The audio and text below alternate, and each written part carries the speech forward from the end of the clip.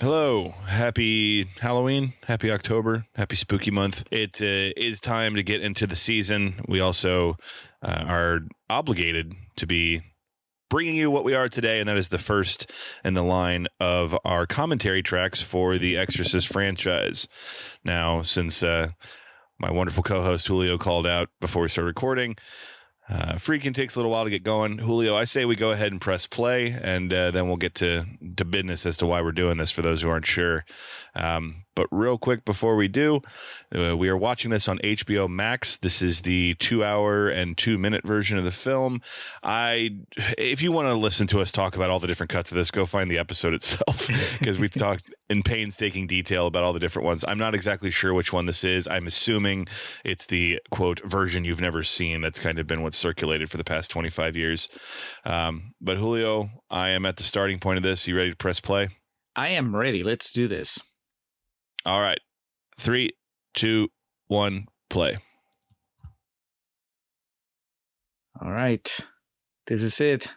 The classic William Friedkin black screen. Ominous. Very cold Warner Brothers logo. Okay, Julio. So, I mean, we've done a full episode on this film before. Like I said, we talked about the numerous versions and cuts that exist. For this particular project, though, for those who aren't aware or sure, let's remind folks listening to this why we're discussing William Friedkin's Exorcist today. Yeah, when you think of raising money. William Peter Blatty's The Exorcist, directed by William Friedkin. There you go. They were fighting to see who would get first billing. Well, for those who don't know, we participate every year on the Live Stream for the Cure to raise money for cancer research. And of course, when you think of good causes and raising money for good causes, you think of exorcisms. So we said if we hit our goal, we would do commentaries for all Exorcist movies out there. Not all. Okay, so for all the movies in this particular franchise, The Exorcist, which... Yeah, no exorcism of Emily Rose bullshit or anything like that. No, although I'm pretty sure that movie is better than a couple of movies in the franchise. But still, we're committed to the thing that started with this movie, with William Friedkin's first Exorcist movie, and has gone through at least until a couple of years ago. There was the fifth installment came out, which I'm sorry to have to rewatch. You'll be watching for the first time. But that's what we're doing. Commentaries for all five, just to set the stage. I by now have seen all five in the time since we decided that we were doing this, or we committed to doing this. I caught up with Exorcist 3, which Alex holds in very high regard. Indeed. I had already watched Exorcist 2 a while back. Hated it. Exorcist 4, Dominion, the prequel, I watched it a little bit ago. I'd seen the theatrical cut in theaters, which is the Rennie Harlin cut, and I don't remember anything about it. But what I watched was the one that was free on Prime, which is the Paul Schrader cut. And I thought it was, if nothing else, it's better than 2 and 5. And then I caught 5 in theaters in Peru, of all places, when it came out. So that's the David Gordon Green one, right? Yes. Yeah. From the team that brought you Halloween Kills and Halloween Ends. Here we go. Who's going to work our magic? We're going to work Legends. our magic. Yeah. Surprised you haven't seen it, Alex, since your boys are behind the... I remember vaguely that I was thinking about it, but then you explained, like, you provided your review and it sounded very boring. So I was saving it for, I guess, brighter days ahead in the form of commentary tracks. So yeah, I guess full disclosure, that'll probably take us through the beginning of next year to get all of these knocked out. Try to get one a month done. All right, we're digging here. That's Max von Sydow? Yeah. Okay. So it's hilarious because, like I said, the fourth one is a prequel, and it's Stellan Skarsgård playing him. Oof. And the costume is on point. I mean, I guess that is kind of what you expect when you're thinking archaeology back in the day in Africa. But of course, Skarsgård looks a lot younger. I guess it's before this. Fucking Von Sydow is like Harley Race, dude. He was just born 47. Like, he just always looked old. Yeah, no. So Dominion takes place before this that we're seeing right now.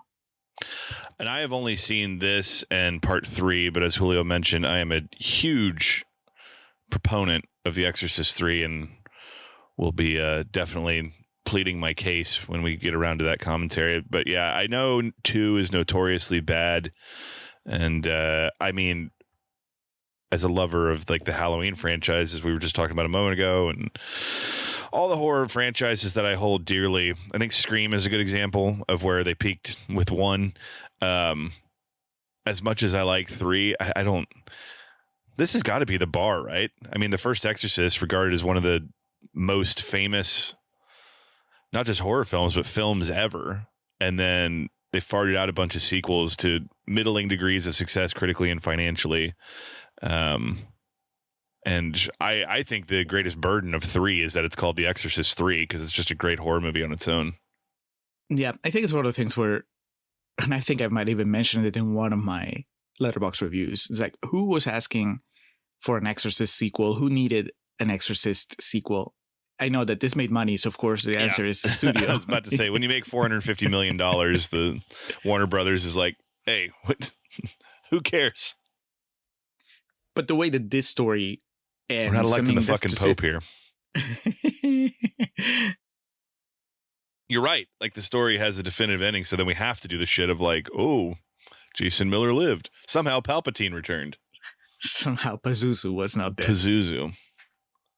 Well, this is... I don't know why. I'm sorry, Julio, to cut you off, but I don't know why that sound that we just heard, we're now in silence, but those guys working on the steel, the ding, ding, ding, ding, ding, ding, ding, ding, ding. That is like a sound I associate with this movie. I can hear it in my head every time this movie comes up, more so than like tubular bells. I don't know why, but I just wanted to call that out. Man, that is a very specific trigger because that's not an unusual sound. Or maybe it's more common in Peru. Like, I feel like I'm always walking through construction in Austin. Yeah, that's I mean, there's construction on my street. I think it's just because it's a filmmaking thing. The opening of this, the first time you see it, you don't really understand, but I think upon rewatch, the tension starts immediately, and that just gets louder and louder. I don't know. It's just something I've taken note of. But that's what I was going to say. So this entire sequence at the beginning, right? If you removed it, do you think that his entrance at the end, or, you know, when he finally comes back into the movie, Max von Sydow, when he makes his return at WrestleMania, yeah, does it lose any power? Or is it even better if we haven't seen him before and everybody talks about like, okay, well, this guy knows what to do, and then he shows up and it's Max von Sydow. Like, how much are you getting out of this you know, sort of prologue where we see him be freaked out by archaeological stuff and being in Africa? I mean, I remember when I was a kid, probably the first time I saw this movie, I don't know, I probably watched it on TV when I was somewhere between 10 and 13. I remember my thinking was when he found that Pazuzu, that like that hole is where the devil's spirit like came out of. Like, where he found that and like he realized he unleashed it, because that's why he gets so fucking like just deadly serious and manic. I know that's not what happens, but you know, when you're a kid, you just kind of pull the Homer Simpson of when you don't understand a movie, you just make up your own premise. Right. So the movie's not telling you here that he got it started, right? I don't believe so. I think the way I interpret it now is like, he gets close to the evil and like feels its presence, and it kind of freaks him out. But yeah, I don't think he transmits this to Linda Blair, because that'll be, I don't know what the connection would be, other than, you know, Linda Blair had the misfortune maybe of starting to play with the Ouija when you know, at the time that Pazuzu was free. But it's weird because I'm watching this with the yeah. I'm watching this with the context of having watched the prequel very recently, right? And the prequel almost like it's an entire movie about trying to tell you, oh, you know, he had crossed paths with Pazuzu first, you know, back in the day. But it doesn't allude to Linda Blair in any way, right? It's always about just between this demon and this guy. And obviously that prequel was written, years and years after this movie. So I was thinking, is this prologue trying to do the same thing? But no, he just finds like an artifact and that's it. So I feel like it's just trying to show you Max von Sydow early in the movie so that you have a stronger reaction when he shows up later. Yeah, won't argue with it. I think there's obviously like a lot of things in this movie you can kind of take from it what you want to, but yeah, he's getting too close to the fire here. It's like matinee idol Max von Sydow. They wanted to get more of him in the movie. He was on the cover of Tiger Beat at the time. Yeah, like this is sold as a Max von Sydow movie, so you have to open with Max von Sydow. Nobody knows Linda Blair or Father Karras.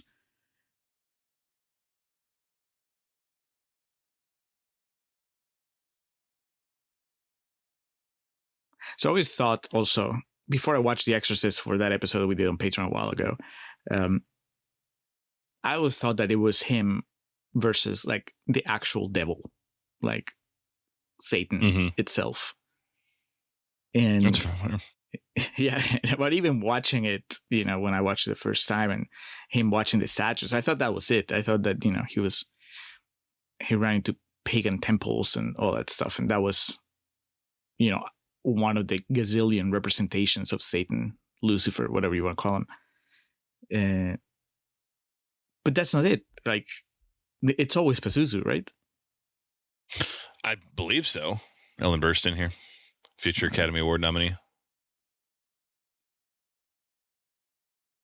This is before she gave birth to Jared Leto. Like how we used to decorate our houses, man. Used to be better. Fucking Chipotle killed everything. Oh, you're talking about movies, right? Because I mean, this house is decorated very white people, but yeah. Okay, so I know you have to have told me, but was Ellen Burstyn like a name when this movie came out? Yes, because I want to say she was kind of the a name that the studio was wanting to lead. There's something like that, because you remember she was also like a stage actress. I feel like there's a push to get her for this because they needed like a name to lead it, because obviously the movie hinges upon a 13-year-old girl that no one's ever heard of before, But there were people that were just sitting through that prologue. Oh, duh. Not future Academy Award nominee. Up at this point, an Academy Award nominee, The Last Picture Show. Oh, yeah. Yeah. Okay. So, yeah, no, she was that actress from The Last Picture Show. Yeah. Well, God, she's good in that movie. What a great film. Go listen to our episode on that. Yeah, that's on the main feed. Okay, so there were people just squirming in their seats through that entire prologue, waiting for Ellen Burstyn to show up. I'm like, who's this old guy? Yeah. Some dudes losing their high going into the movie theater because the took so long with Max von Sydow. Oh, I love that fucking flat top griddle. That would be like a sign of success for me if I ever have a kitchen that has one of those built in. Oh, that's right. I forgot that. It's a movie about making a movie? Yeah, at least tangentially. Fucking Tom York here.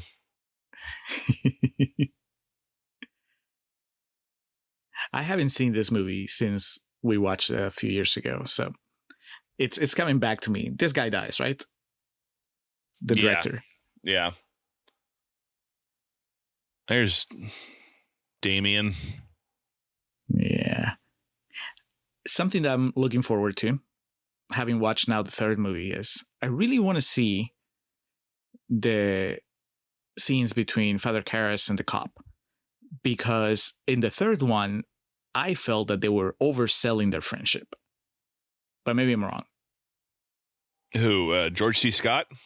Yeah, George C. Scott as the cop, when he talks about Father Karras, he's like, he was my best friend. I was like, was he? I thought he was just like a priest that you talked to a couple times. I mean, I remember their scenes here as being, something I enjoyed a lot in the movie because I thought they had good chemistry and the characters. Obviously, George C. Scott was not in this movie. He's not. Looking at these haircuts and all these outfits, this could be a film from 1973, or this could just be downtown Austin right now. We go in circles. We do. There goes boating shot of Jason Miller there. I was looking back, though.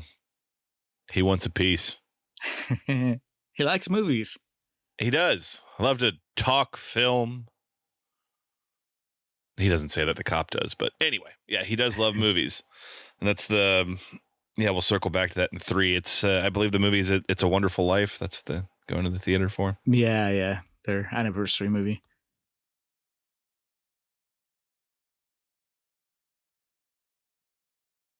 So they were just shooting near where near his church, right? Is that what happened? Mm-hmm.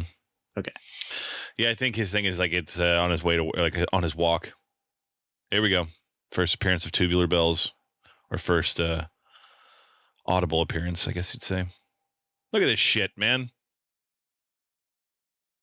Carpenter would be so proud. Oh, no joke, but this would all be green screen today. It was just Helen Burstyn walking on a treadmill. Yeah. I always forget this is a Halloween movie. I know it's a horror movie, but I always forget it's based around Halloween, because isn't like Reagan's birthday Halloween or some shit? Because they're planning a party. Anyway. Do we make it to Christmas in the movie? No, right? It wraps up sooner than that? Oh, I never can remember that part. I always remember like the big beats of this, but I guess we'll find out today. That'd be something, right? Fucking Jason Miller's dead in the street and have a holly jolly Christmas. Well, maybe that's why It's a Wonderful Life. It's because that's a Christmas movie. So I've been told.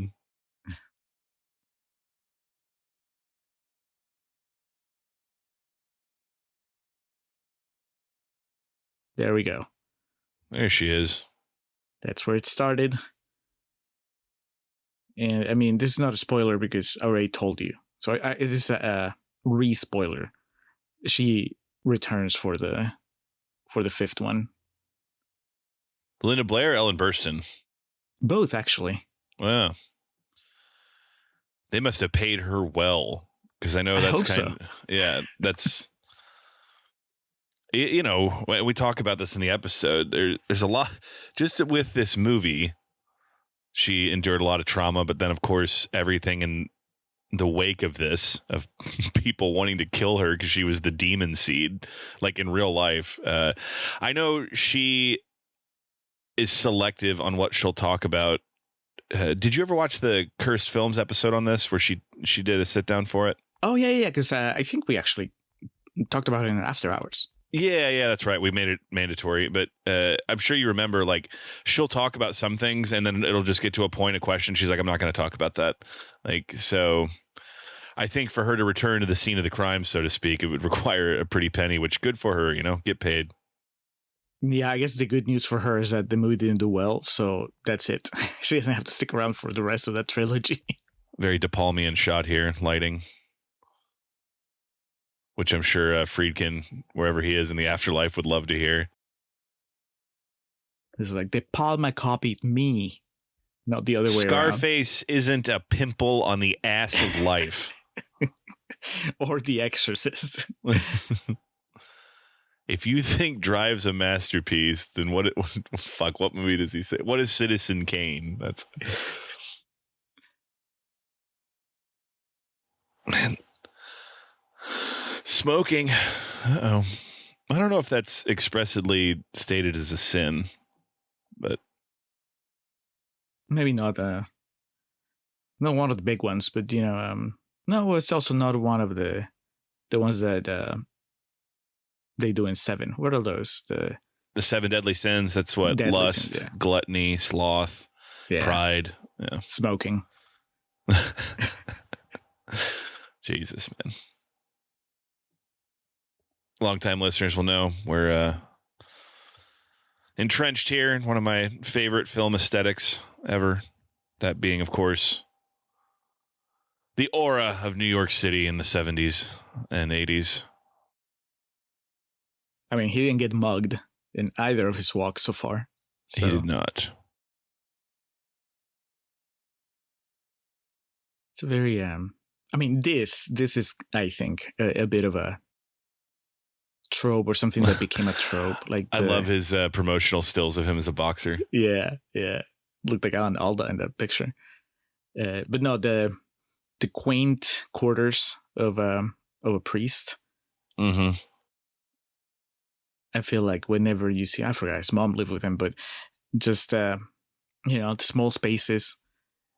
Oh, yeah, that's the big thing. Remember, she's dying. Yeah. Reagan calls her a whore later. But is it a whore? She says something. She's very disrespectful. Whoring mother. Yeah. But no, I remember that First Reformed, Ethan Hawke's quarters where he lives. Yep. It just feels like so cramped. Booze bottles everywhere. Yeah. I think it just doesn't pay well being a priest. You're just doing it for love of the game, not for the paycheck. In a situation like this, yeah. I mean, we've got those fucking evangelical mega church fuckers, but yeah. Yeah, no, Father Karras is not playing the mega church on the mega church leagues. He actually, he's the independent wrestler that had the chance to go to WWE, but he's just like, nah, man, that's not what it's about. Want to connect with the people. Yeah. I just mentioned Reagan. I'm pretty sure we covered this in the episode. You ever met anyone named Reagan after this movie? No. The only Reagan I know is Ronald, and I've never met him in person. That's probably for the best. I understand you're a bit of a contrarian. I'm a bit of a contrarian myself. My best friend dated a girl who was named Reagan after Reagan in this movie. So the big difference is the spelling. You can... Ronald Reagan is Reagan. This Reagan is Regan. And it's not often, but pretty much in our age range, I've come across numerous people that have been named after Ronald Reagan. And it's like, Jesus Christ, dude. So what, 20, 30 years from now, there's going to be a generation of folks named either Donald or Delinda or some shit. If you're a Reagan, you have a reputation to uphold. Like, imagine the expectations on you, not for Ronald Reagan, but for this Reagan. Oh yeah, definitely. You know, if you're a Reagan and you're just like a very tame, very shy person, like, man, what gives? Or even worse, people assume that you're just pretending. Yeah, you're covering up your bad side. Julio, I probably asked this before. Y'all have basements in Peru? No.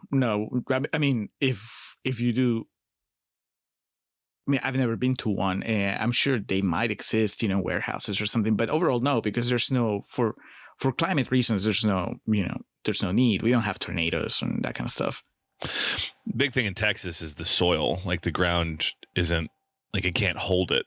But yeah, when I grew up in Ohio and obviously here and throughout the Northeast and whatnot, I kind of miss it. I don't know why, but I just immediately associated like a bit more like secrecy or more man cave vibes with a basement. And I mean, that's what the movies sell you. And so that's always been my assumption that, if you have a basement. It's where you go to smoke weed with your friends and sit in a circle. Exactly.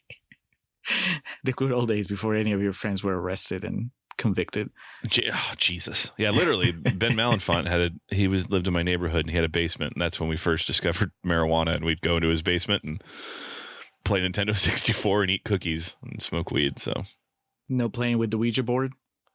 No. His dad had a train set that we would get high and play with, but yeah, that's not how you communicate with the spirits. But so is this because you didn't have access to Ouija board, or because I have never once played with a Ouija board? I've never got the appeal. Probably something in me at a young age was worried about unlocking some portal to the other side. But So it's not The Exorcist. It's not that because of The Exorcist you said, nope, never doing this. no, but I do know that a lot of people did. There's a lot of people in our age range, Julio, whose parents scorned them for even thinking of bringing a Ouija board into their house. Did you ever play with one? Not like the ones that you see here. I don't remember if I brought it up and when we were talking about The Exorcist the first time, but my mom's side of the family is very into the supernatural, and so they would do it like for real, not for like a game, but also not in a, they're like, hey, we'll go to this beach house in the summers up north, and it was pretty removed from the city, so like the lights would cut out at midnight, I think, and so there wasn't a whole lot to do other than just kind of like chill and talk. And like today, I wouldn't be able to handle it. But, when I was a kid, I was just surrounded by my family, my older cousins, and it was just fun. And anyway, sometimes it would feel like, hey, let's talk to spirits. And they would set it up. And it wasn't like what is it? The brand of the widget that's very popular here in the States? It's like Parker Brothers, right? Isn't it Parker Brothers? Oh, okay. That's yeah. the official Ouija board. Yeah, we didn't have that. So what they would do is they would cut the letters by hand, like on paper, right? So it's more like cardboard because they had to be like a little heavy. And so you would do all the letters and the numbers, and then they would just grab like a little shot glass, and then they would set up on a table, and you made sure that it was smooth enough so that the shot glass would be able to glide. And the letters were arranged in a circle, and then you put the shot glass in the middle, and then everybody put their fingers on top of the shot glass, and then they would do like this chant, completely creeping out all our listeners. You would do, I guess, sort of a chant, and then when were you in a cult? And then you would sacrifice the youngest. No, who brought the goat to kill? Yes. No, and then when the spirit came, if a spirit came, then the shot glass would start moving. And of course, it was always like, okay, is the shot glass moving, or is somebody like moving it with their finger, right? And then you would ask questions, and then it would, just like with the Ouija board, go letter by letter and give you an answer. And I was a little kid, so I wasn't like, at first I wasn't even allowed to like be in the room, right? It was just for adults. But there were a couple times where like my cousins would be like, okay, now let's do it, and they were younger, and they would let us watch, but they wouldn't let us, me and my brother wouldn't let us like put the finger on the thing. And I mean, to my memory, nothing ever happened. The biggest thing I remember is just people wondering, okay, did we really contact something, or was somebody fucking, and there were a couple times where one of my cousins would be like, no, that was me, I was just moving it the entire time. Oh, they own up to it? Yeah, they would just say that they were, but after 2 hours of people freaking out. I don't know, I mean, who am I to say that that's not a way of contacting the other side, if there is another side? I mean, I really, that's one of those subject matters where I just draw like a big question mark, because there's no way of knowing. That is the whole thing with religion and all that is, I can never definitively say like, no, there is nothing on the other side, because I don't know. But it's hard to live your life with, for me to live with a strong opinion about that one way or the other. I can tell you that if I had watched The Exorcist, I would have been like, nope, I'm out of here. I've seen how this plays out. Right. And it's kind of interesting because obviously when my family was doing this, when I was growing up with my cousins, everybody, like The Exorcist was a thing that existed. It already come out. So maybe it hadn't come out in Peru yet. I don't know. That dropped in 1987. Yeah. We did move past here that scene where the camera just fixates on Linda Blair's face in bed, just like smiling and whatnot. That every time I watch this, I have a new appreciation for that, of like establishing early that just how childlike she is. And obviously that comes back when we fixate on her face when she has been changed. Linda Blair in this movie, we always like to talk about that. People don't look like that. And, this is at a time, obviously, where child actors were chosen based a lot on their looks, but man, she is excellent in this movie. That scene in particular that we just passed where she's like telling her mom, like, you know, you need to start dating again, or I know you like this guy and that type of shit. It's just great shit. I mean, she was nominated for Best Supporting Actress. Do you remember who she lost out to, who was also a child? I was trying to decide if I wanted to bring it up or not to annoy you, because I was going to say, like, well, she lost to a better performance. Because Tatum O'Neal and Paper Moon. Well, they can both be good, Julio. It's not a competition, even though that's exactly what it is. It's exactly what it is. Yeah, Paper Moon. Do you remember who else from Paper Moon got a Best Supporting Actress nomination? Was it Madeline Kahn? Mm-hmm. I mean, kind of like by process of elimination, because I knew it wasn't Ryan O'Neal for supporting. Ellen Burstyn did get the nom for Best Actress, lost to Glenda Jackson for Touch of Glass. And I always forget Jason Miller got a Best Supporting Actor nomination. That's good. It almost feels like it should have been a leading actor. Yeah, I'd agree. But Von Sydow was like, fuck that. I opened the movie.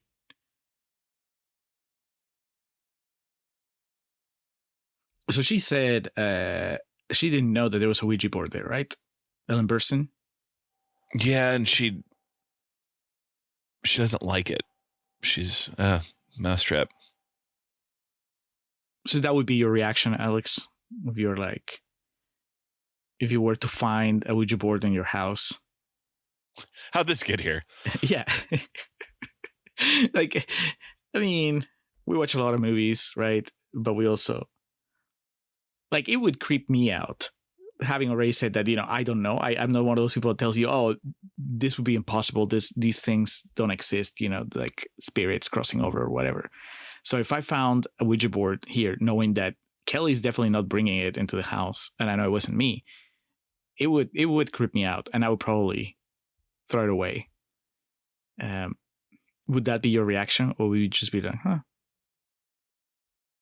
Yeah, like, would you get rid of it? If I found it at my house, there's no one that would have it here, so something brought it into my home and it needs to go. Pretty flowers. My old age, I've come to appreciate a good arrangement of flowers. When they're given to you, or when you just pick like, them out to give to people. Yeah, that and planting outside. Just unfortunately in Texas, you know, you got to stay on top of them because the sun will murder them relentlessly very quickly. Yeah. Visually, I remember this being something that freaked me out as a kid because the shot is so quick to what happened to the Virgin Mary statue. God. Yeah. Explicit Pazuzu.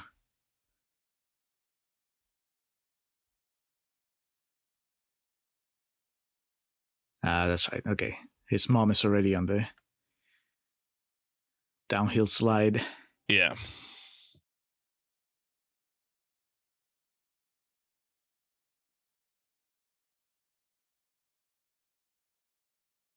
So I think that's one of the through lines in a way of, well, no, that's not true, because 3 is not about this, but just the idea of a man of faith having his faith challenged by what happens in the movie, and the exorcism either reinforcing that faith or shaking it, you know, a different way. Because here it's not about Pazuzu, that, you know, it's everything that's going on with his mom is what's really making him have doubts about God and his devotion, which I think that's the genius of it.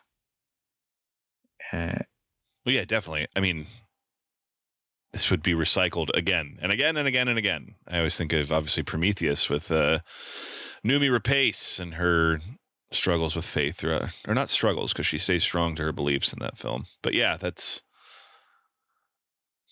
would I know I've heard pastors and, you know, people, authority of faith, just talk about like their faith never wavers or anything like that. And I was like, man, how could it not?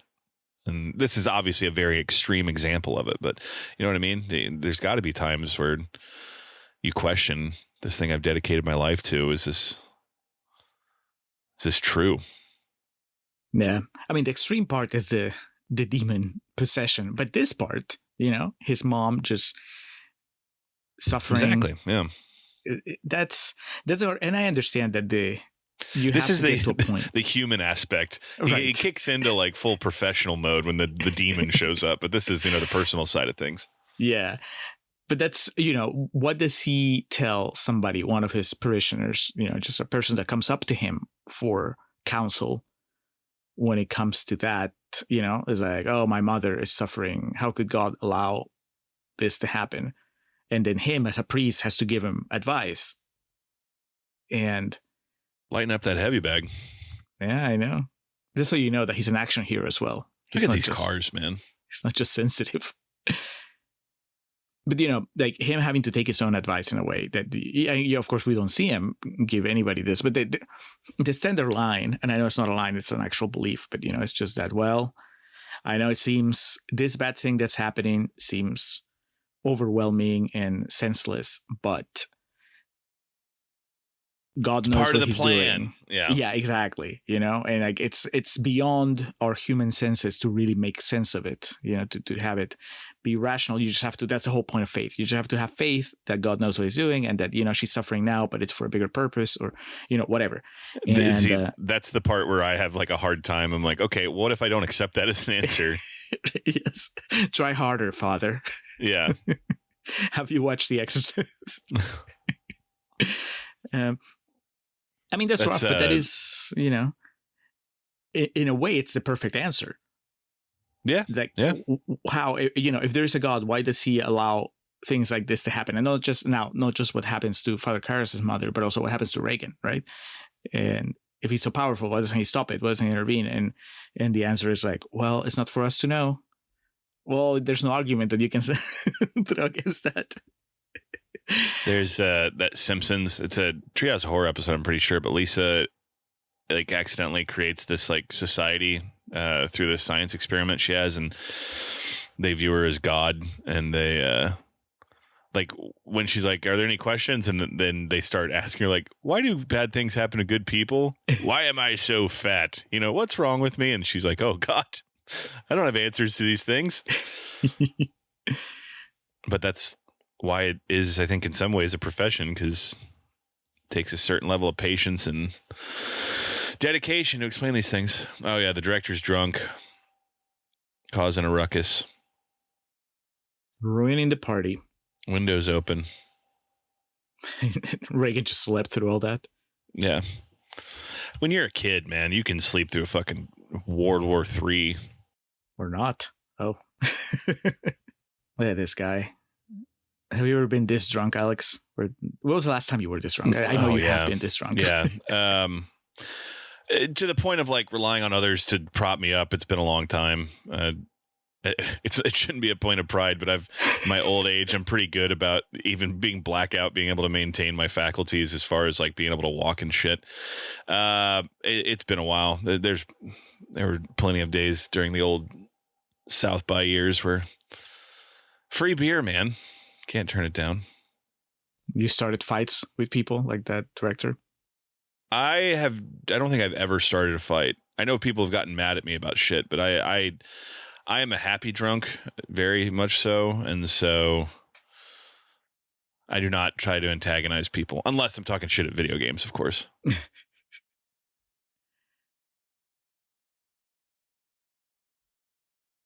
right, so that guy playing the piano, is he a priest? Got the collar on, looks like, yeah. Yeah. He might be the one that suggests to bring Father Karras. I've never been to a party where we gathered around a piano. I've kind of always wanted to experience that once in my life. While a priest plays? Oh, Reagan.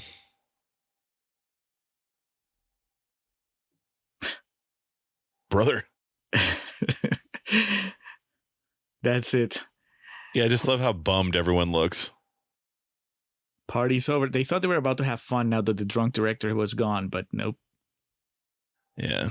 I guess I would be bummed too if someone told me I was going to die. I think that's how people would react if I just come and stood in the middle of the room and pissed my pants. You didn't even have to say anything. Nope. Just go hi. You just uninterrupted eye contact while I piss on the floor. All right, so she's possessed now. So I guess she's been possessed since the first time we saw her, right? Because she already been playing with the Ouija before we saw her for the first time in the movie. I believe, yes, that's the implication. So it just takes a while for Pazuzu to really start showing himself. It's like an infection, you know? Pick at it a little bit. Starts to grow. We're going to get more into it as this movie develops. But yeah, the Ellen Burstyn performance in this is so good because you and I don't have kids, but you put yourself in that situation. Just like, why are they acting so strange all of a sudden? I mean, this movie does go into the point where she's questioning her own sanity and telling everyone else, like, you're wrong. Yes, urine is the first of the many fluids that are going to... unfortunately, yes. Yeah. Right, so... Imagine seeing that, and then, like that's the whole point. Now, anytime you explain to someone, they'll be like, "Go fuck yourself. That didn't happen."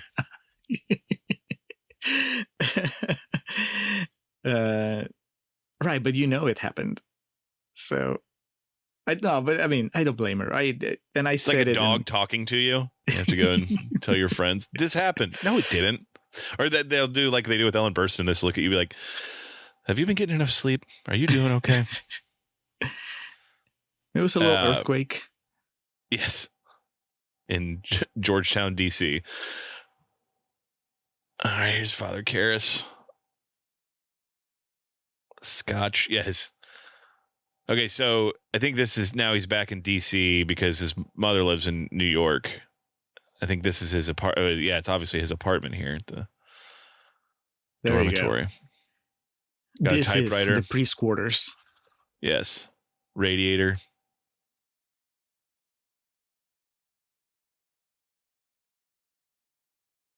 Man, I mean, again, not a sin, I guess, but technically he's been drinking heavily, so his body's smoking too. You'd have to have something to help you get by. Oh man, loafers without socks, just perverted activity, man. That's the real sin. Yes.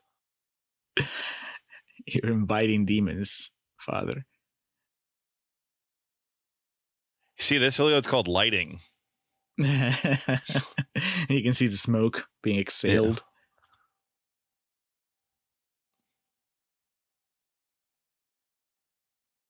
Did you ever live in a dorm anywhere? No, that's one of those life experiences that I guess you would say I missed out on. It feels like that is part of an important part of growing up. Yeah. It was definitely a 1 year thing. If I had been one of those people that lived in a dorm for 2 years, I might have gone insane. But like it's supposed to be the transition between living with your parents and living by yourself is living the dorm. Correct. I skipped it. Okay, so this is this is not the original theatrical version because those like flashes of Pazuzu we talked about in our episode a while back, those were added for more scary effect. All right, so at this point, you can ignore the You can ignore the bed thing. You can say I was so upset that maybe I imagined it. Maybe she was jumping on the bed. I was so tired. I was drunk. Yeah. But her behavior, I mean, I am glad she's doing what you would do, like what I think a normal person would do, which is take her to the doctor. Yeah. Yeah, that's what a massive trope of the genre of horror is just ignoring all the signs, Oh, it'll be all right. Oh, there's a killer on the loose. Well, let me go explore this abandoned roller rink and see what happens. That shot is incredible. Look at how it's framed. It is awesome. The colors are so good. Sorry, movies used to be good. The doctor's going to smoke. Doctor, lighten up. Man, let me tell you what's wrong with your daughter. She's very unhealthy. I'm about to blow some smoke on Ellen Burstyn's face. I think we're aching for the return of cool smoking. With everyone vaping and whatnot, I think it's time for us to get some movie characters that look really cool smoking. Man, we just did. I mean, you guys are gonna get it much later, but we just did the Blade Runner episode, and the smoking in that movie, especially in that first scene when they're giving Leon the test, the guy that's giving him the test, just smoking and smoking and smoking. I was like, my God. Just blowing huge clouds, especially because the way the light's coming in, it just it looks like there's like an open fire in the room somewhere. And this shit's scary. I mean, I said it when we talked about the movie before, but the idea of science not having an answer, right? Because that's what unless you're one of those people that are just full RFK Jr. and you're like, well, what does science know? Of course, science doesn't know what happened. But most of us, like, this idea is terrifying because that's what you're hoping. Like that's how the world is built, right? Like once you bring her to the doctor, they'll run tests and they'll figure it out.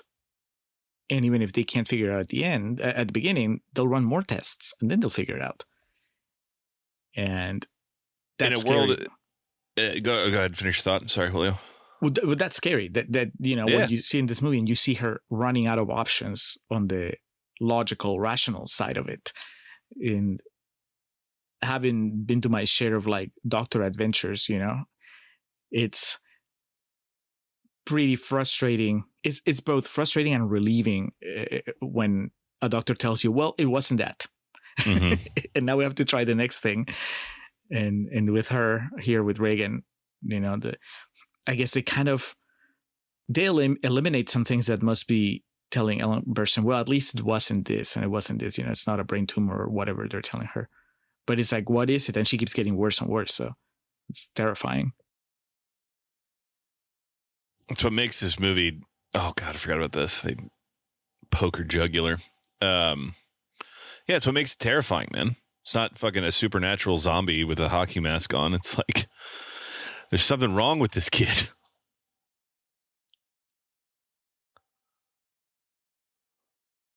And that's the part about it. Is it just keeps getting worse and worse and worse. And then we get older and you watch this movie, you're like, God, imagine being Ellen Burstyn. No wonder she resorted to all those pills and Requiem for a Dream. I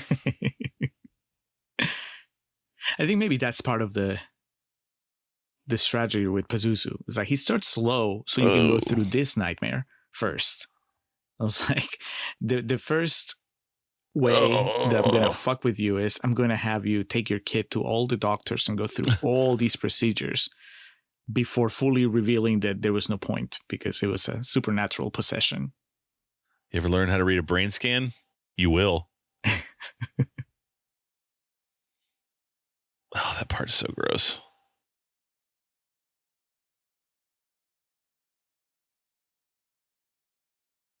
Some heavy duty testing. Have you been have you ever had an MRI? You have, right? I know you've gone into the machine. Yes, it's the tube, right? Yeah. Did you get a few years ago I had a thing that I had to get like that, and then this like chair you sit in and the shit like spirals around your head. Yeah. It wasn't that loud. Did you get claustrophobic? Like I would have, but like the top of my head was where the tube ended, so I could just like look upward and see like daylight, so to speak. I was Andy Dufresne fighting through the tunnel. But was the guy, the attendant running the thing, was he like on his phone the entire time? No, if I remember correctly, it was a woman who was very like checked in with me like every few minutes or so, and the radio was on, so it was fine. I do remember as a kid though that the dentist, like, not to the degree of what Reagan just had, but I remember like more primitive versions of like X-ray technology and shit like that. That was like this cart they wheeled in and put next to your head. Just that's why you don't go to doctors, Julio. Nothing good ever comes from it. No. You just have to eat well. Yeah. Eat healthy, exercise, avoid Tylenol. I always think of that line or that like monologue that oh wait, is this the thrashing? Oof. Where she got fucked up there. There's that really unsettling like I guess you'd call it behind the scenes footage that they used on that Cursed movies, where like it's that, and then when she's like screaming for him to call cut, and she's like really crying and in a ton of pain. It's very disturbing. Jesus Christ. Never done that at a party, just FYI. So at this point, the only good thing about this is that there's witnesses. So it's not just Ellen Burstyn coming up with things. Those doctors leave the room, are like, all right, let's never speak of this again. Fucking not Will Patton there administering that shot. Oh, it's so chaotic.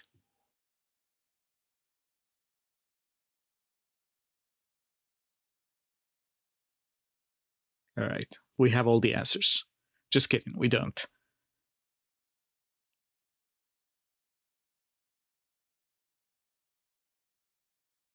But at the same time, the first time that a new disease appears in humanity, maybe not to the extreme, but that's kind of the thing, right?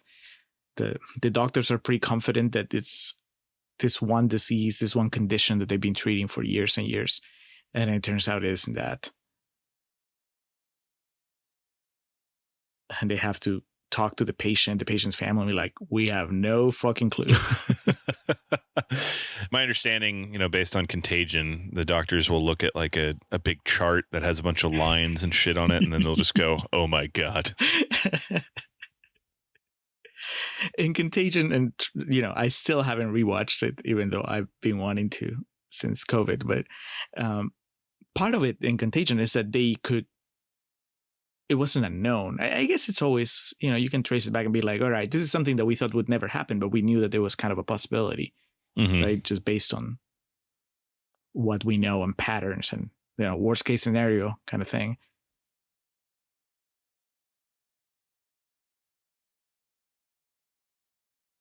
This is obviously a little bit different than a viral respiratory illness, but yeah, it's we're going to treat it for this to see if, having gone through the past few years with my mom's issues, I can tell you that's still how doctors operate. We're like, well, we think it's this, so let's treat that. Oh, that didn't work. Well, let's try this now. Yeah, just a process of elimination. That's like a system that just creates stubborn fucks like me who just find it frustrating and definitely don't go to the doctor when they should for some ailments. Well, yeah, because you're afraid of Jesus. Like, all right, once I get started, I kind of have to see it through, and seeing it through takes a lot of time and a lot of money. I do love Ellen Burstyn. She's still got to flex on him wherever she goes with her outfits. She's got to remind everybody she's a movie star. God damn it. Yep.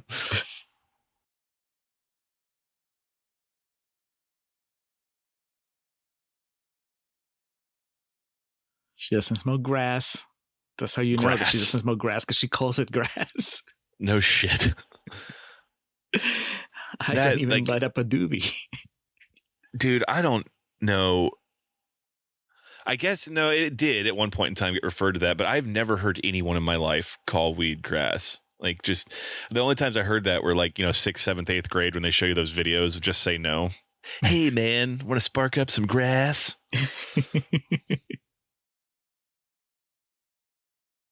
I remember like there's certain words when you reach a certain age, like, towards the end of high school, early college, if someone's like, you got any ganj? It's like, oh, you've never smoked before, have you?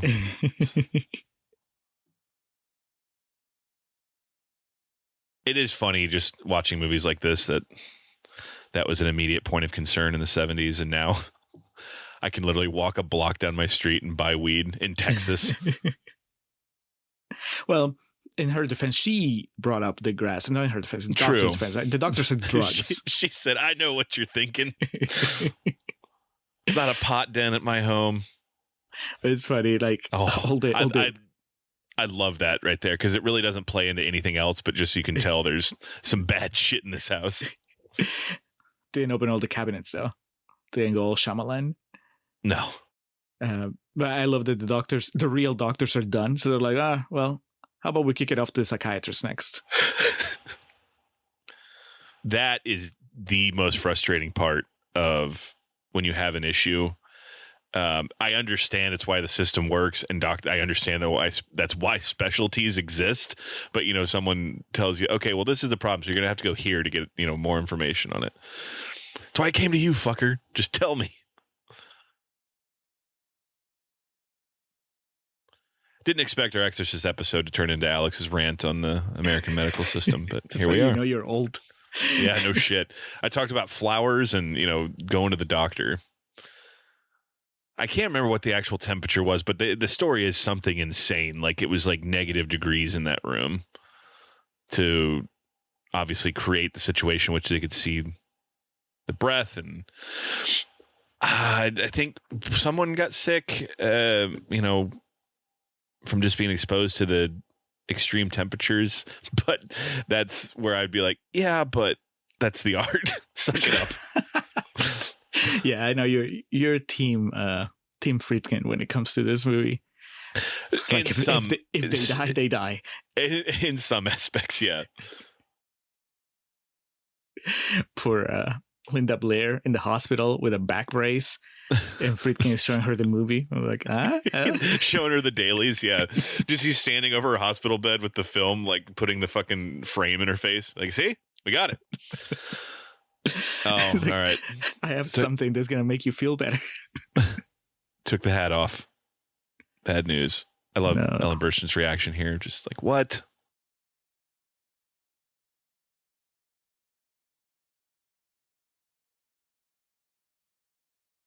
Man, he was having such a good time in life. And she had a crush on him. Get your damned hands off me. Man, that is...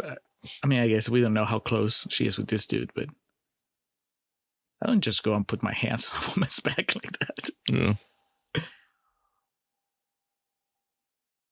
God, this is terrifying.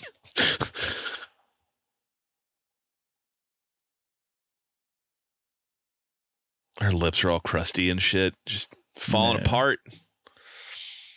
Reagan, you look like hell.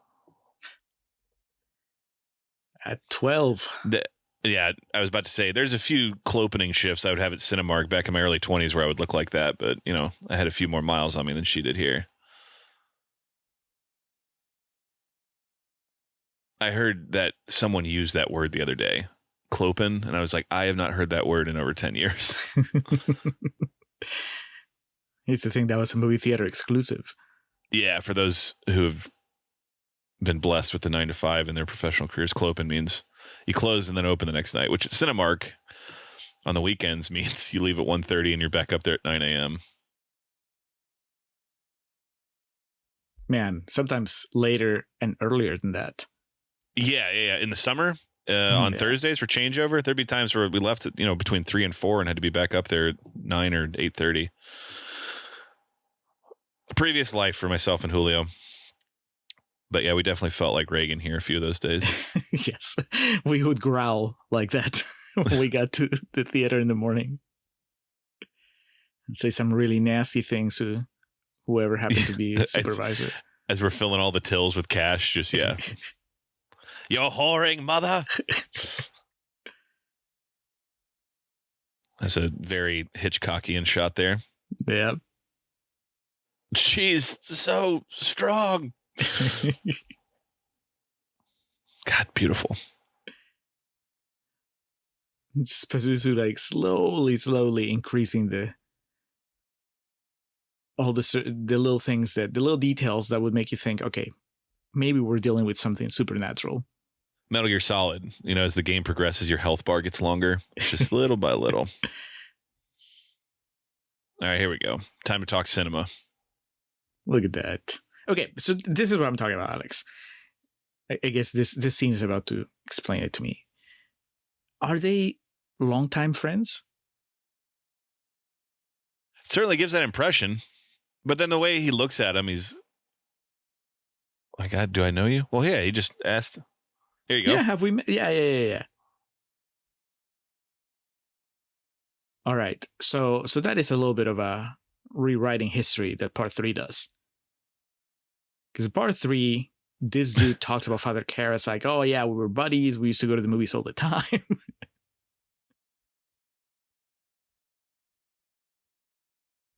John Garfield. Oh, look at the swagger on this white old fucker, man. Got the hat tilted and everything.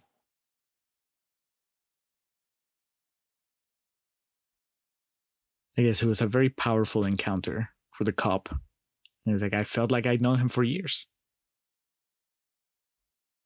Can confirm that that happens in real life. There's another life where they just grow old together.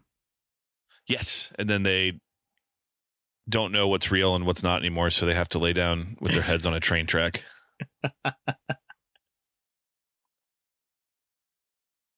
I don't know of a movie that I am more just kind of about that I reference as much as Inception. Because there's so much fun you can have with it, I guess. But yeah, I remember the last time I watched that, I was like, yeah. It unlike The Exorcist, it definitely for me falls in that category of the first time viewing is like the crescendo, the peak. Whereas like this movie, I watch it again and again and I find new things to appreciate. Christopher Nolan's The Exorcist, 2029. William Friedkin's Inception. JGL, like just reads the screenplay. Broken. This is bullshit. What is this? Yeah, they put JGL in the Exorcist harness when he's walking around that moving room. All right, in the cop's defense, this is a long walk, so I can see how he would remember it years later as several different walks.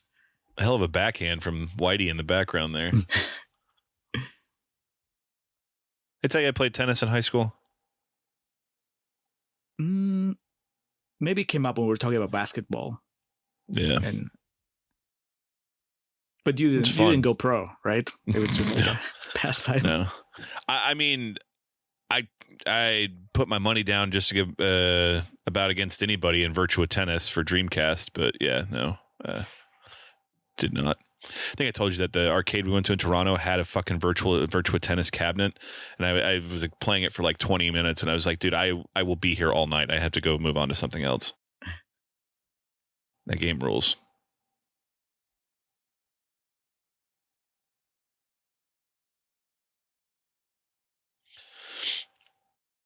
Look at them. They have a chemistry. I know. Look at that wry smile from Jason Miller. It's like, you feel like I've known you all my life. That's why I'm going to let this thread slide. Yeah.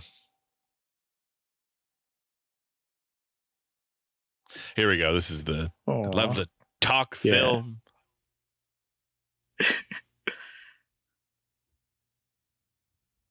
Would you like to go on a date with me, Father?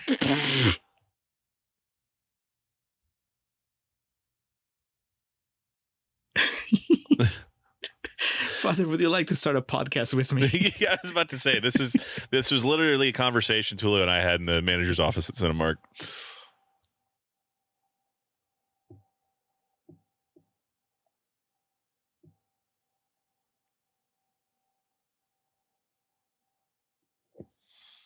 Father paranoid.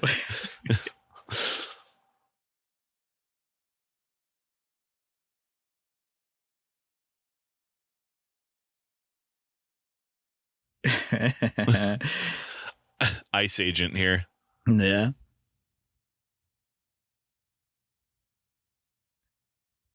This is the happiest he's looked, Father Karras, the entire movie.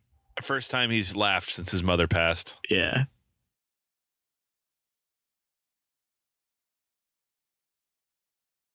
Tubular Bells, back at it.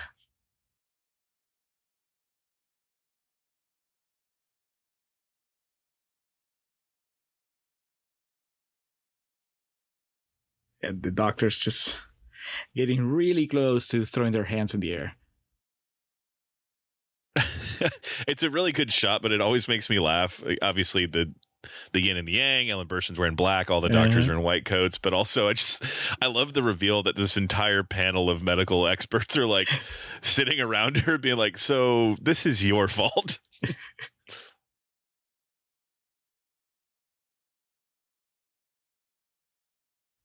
Is this where he's about to suggest maybe religion has the answer?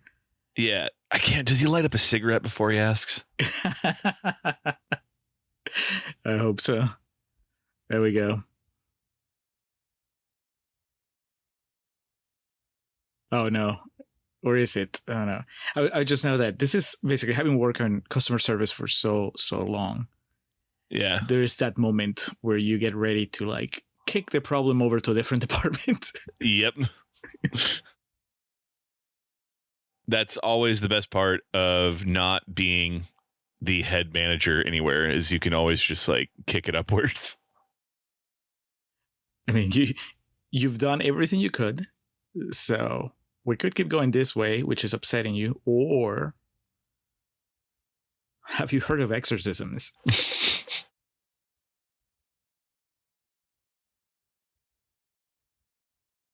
Oh, that's right. But they sell it as like, oh, it's just a psychosomatic thing. Yeah, because I forgot he mentioned shock therapy first, which sadly would not be the last time on film Ellen Burstyn had to deal with that. But you know, in a way, this guy's talking about what we see at the beginning of the Pope's Exorcist. God, right? Forgot about that movie. Russell Crowe shows up to perform an exorcism in quotation marks, but he really is doing it because he knows the person that he's exorcising has just mental issues that are going to be resolved when they think that they're being exorcised.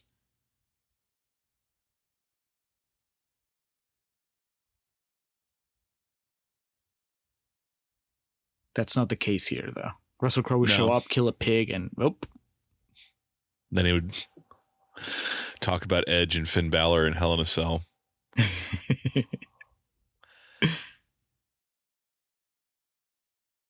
Oh, the stairs. My sister actually went and saw these the last time she was in DC. She looked up where they were and went on a walk to find them and sent me a picture of them. Was the picture from the top of the stairs? I was like, man, if I was there, I'd lay down on the ground, like act like I was dead, like Jason Miller at the end of the movie. I love like she discovers it like it's a joint. Where did you get this crucifix? Now that I respect. Those folks that go to Brooklyn and take the pictures of the Joker steps get a life, but you know, the Exorcist steps, I fuck with that. You take pictures of both, put them side by side, and then just who did it better? Uh-oh. Pazuzu. So if you've never seen The Exorcist before, you're one of those first audiences, in a movie theater. At this point, have you forgotten that there was this whole opening? You're asking yourself, what the fuck was the point of that first 10 minutes?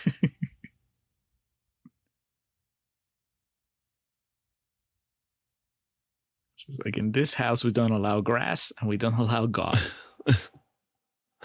That's a subplot in an episode of Sex and the City where Miranda has a housekeeper that she like takes her vibrator and replaces it with a Virgin Mary, and Miranda just fucking excoriates her about it.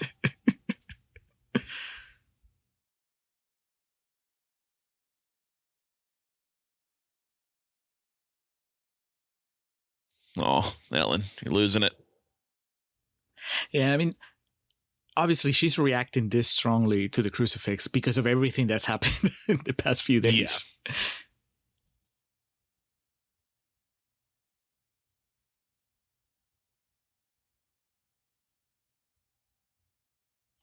What's this gentleman's name? And why wasn't he in Dr. Strangelove? Mein Führer, I can walk.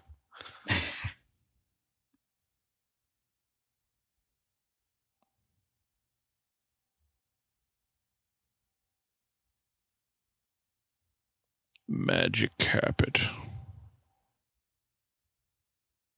I think we haven't brought it up yet, and I don't know if it's just because the rest of the movie distracts you from it, but Ellen Burstyn is rich. She's famous. Yeah, but you can be famous and okay, so she's rich and she shows it, right? She has at least two people attending to her every needs in the house. She has I think 3, right? She has her assistant, she has the maid, and then she has the butler that just showed up. Very brazen in her fashion as well. Yeah, but that could make her less sympathetic in a way. Like, how does the story play if she's just like a... Well, in the 70s, people might have thought, but it can't happen to movie stars. Oh, that's how you take it seriously. Yeah. It's not her fault because she's rich. Yeah. This is before we hated the rich, We admired them and wanted to be them. Right. The rich people have problems too. Yeah. If you have it happen to a poor person, they were like, oh, it's probably their fault. If they hadn't stopped for Starbucks this morning, that demon wouldn't have possessed them. Lee J. Cobb is Lieutenant Kinderman here. You look at a guy like that and just like how he's delivering these lines here. In the time you returned, it's just such a different way that people, were brought up to act. And I'm not saying this is not one of those things that one thing's better than the other, because, we have a lot of great actors today, but it's just, if someone delivered lines like this in a movie now, Julio, and had like these facial expressions that he's doing, people would almost think it's shtick. You know what I mean? Right. They're like, oh, was he not taking this seriously? Yeah. How long is between this movie and the third one in real life? The third one's 1990. So what's that? 17 years? So this guy would have been too old to reprise his role. I would imagine. Was he still with us at the time? Because this gotta suck, right? No, he died in 76. Okay. So at least he didn't have to go through the whole, why didn't they cast me? Why did they recast my character? Damn, had a heart attack at 64.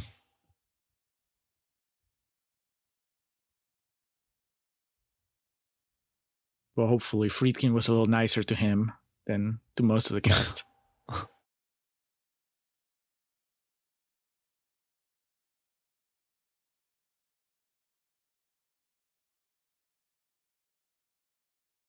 Did he ask for, or will he ask for her autograph? Is that something he does? Or remember he does the Principal Skinner thing. Your daughter's name is Seymour?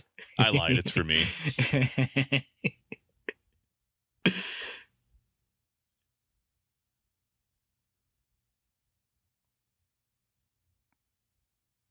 So the truth is that Reagan killed the director, right? Reagan pushed him out the window or pushed him down the stairs. Yeah, I'm trying to remember exactly. But it's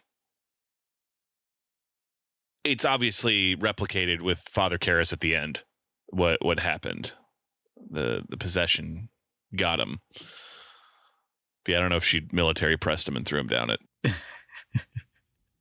Be a hell of a visual. Yeah, or it could just been Pazuzu not using Reagan, just using outside forces. I remember that's the thing. One of the things I always find frustrating with these movies is just that you never really know how powerful, like what the full extent of their abilities are, like the demons. Mm-hmm. So it could be that, he can only do things through Reagan's body. Yeah. But it could also be that, no, he can also, influence the weather and outside elements.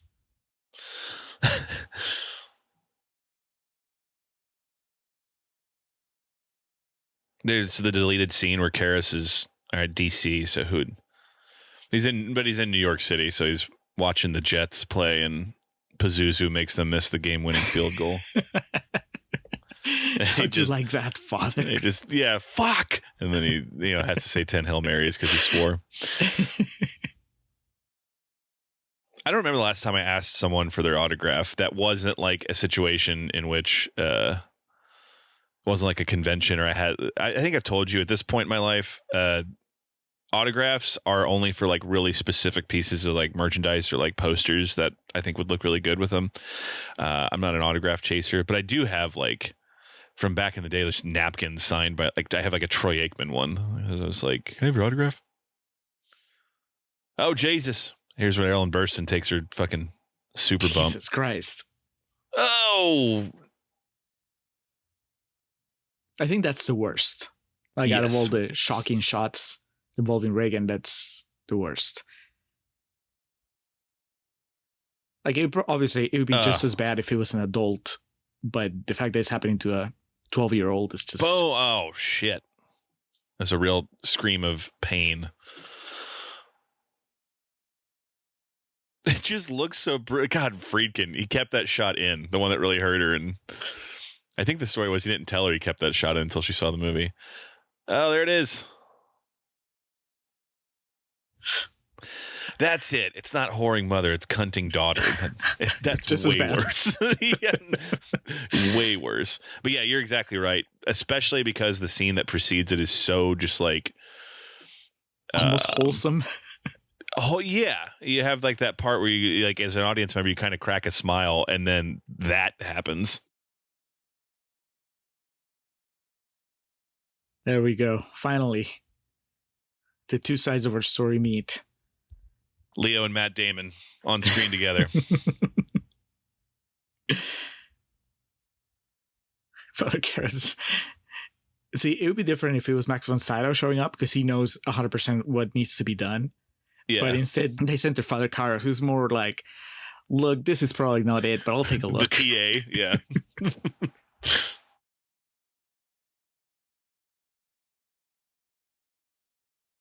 Did you know that that was Friedkin pushing the armoire? That was him behind the armoire.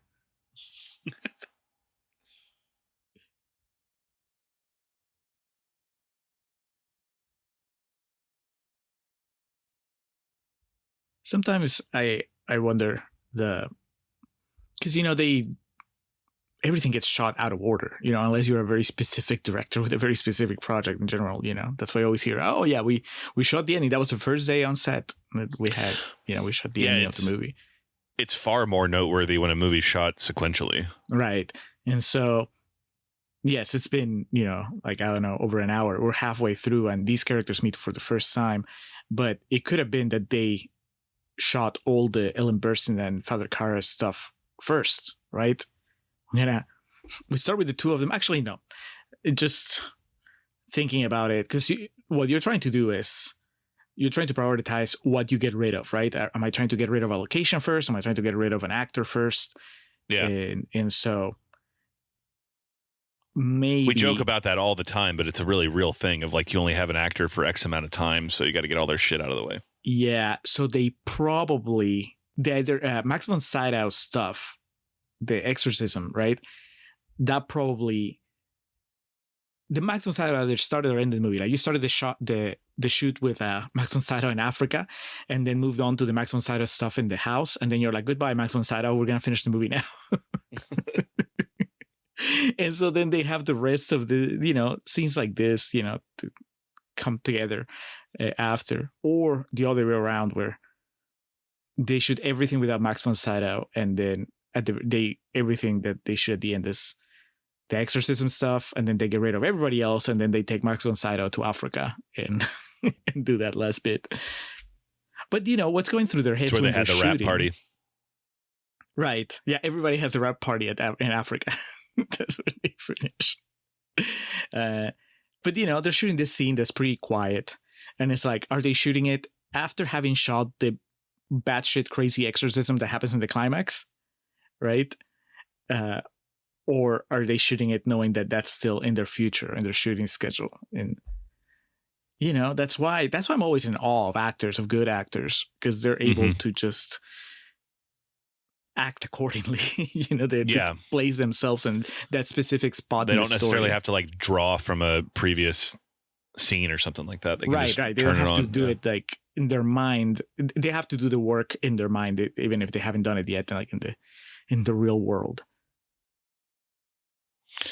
And real quick, because as we were joking, I was like, wait, I thought it was the Middle East. Yeah, it's not Africa. It's Iraq that Marin is at the beginning of the movie. Oh, okay. So it's Africa in the prequel. So I guess he's a globetrotter. Ah. I mean, if we know one thing about Max von Sydow, it's that he gets around. He gets around. He racks up those miles. And now I'm slightly second guessing myself. I'm pretty sure it's Africa in the fourth one. Well, we'll find out eventually. Yeah, we will.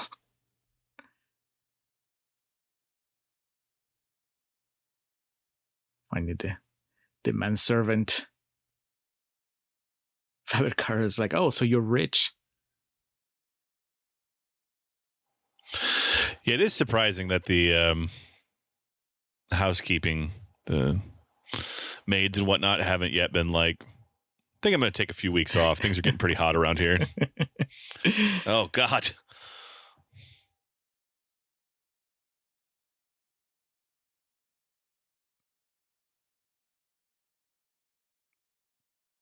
So if Burson and Karras were Leo and Matt, what is this? Is this Leo Nicholson? I guess. It's Jesus.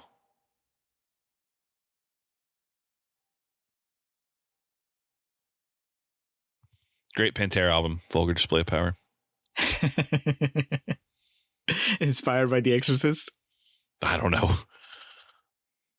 I don't want to know how Phil Anselmo's brain works. That guy's a fucking loon. But it's a good album. Man, he went straight to the mom. Yep. But Zuzu's not fucking around.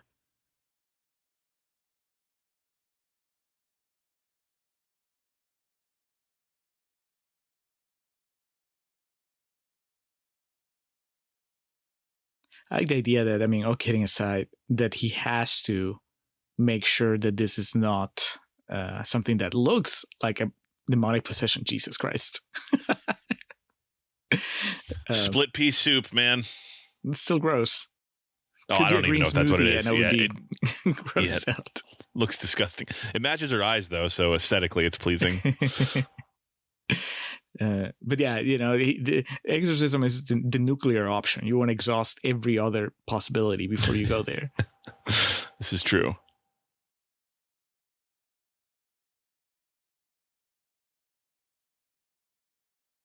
I definitely, having watched The Pope's Exorcist, it really gave me more appreciation for the way that Father Karras tackles this issue.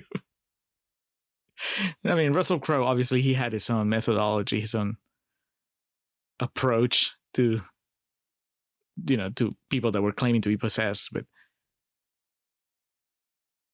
I think that maybe when it could be, well, his belief was that humor also upset the demon, so maybe that had something to do with it. But I like here that Karras is taking it very seriously while also being skeptical as much as, you know, he's supposed to be. Yeah, he's not quite willing to dive right in. He's like, I'm gonna do a little bit of my own research here and see what comes up the other side. I don't remember asking you a goddamn thing.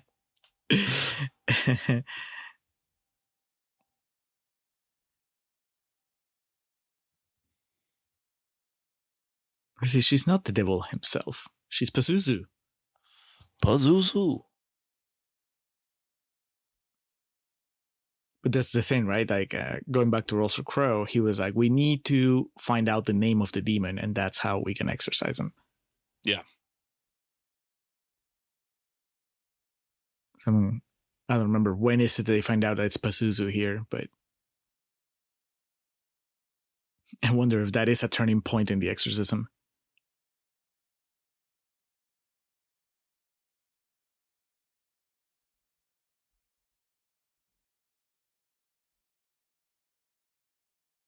So who would you ask an autograph of now?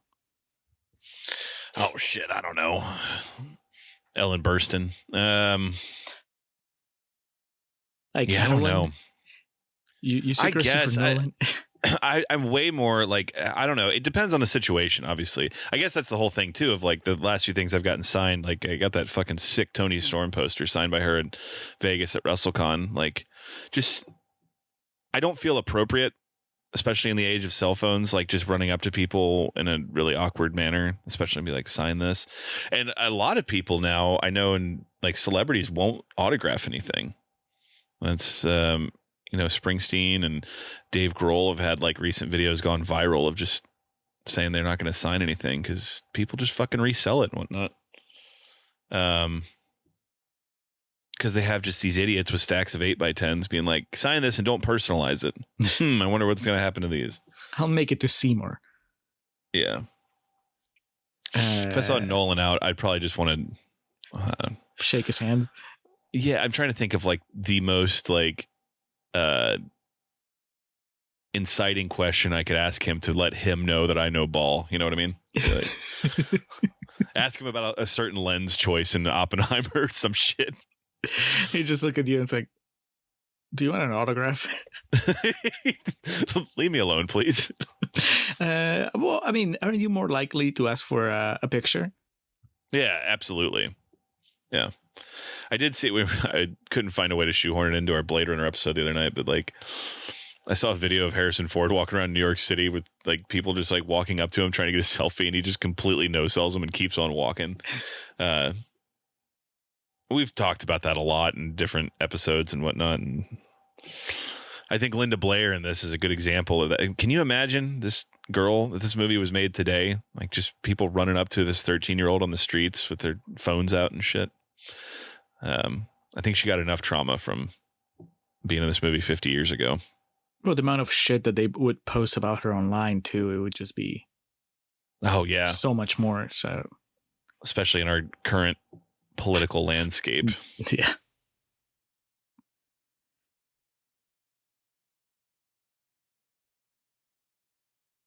Like the idea that you have to be this, calm when you're facing a potential demon. They don't really bring the histrionics until Max von Sydow comes in later. Yeah, we don't get a power of Christ compels you until Max is back on the case, right? Yeah.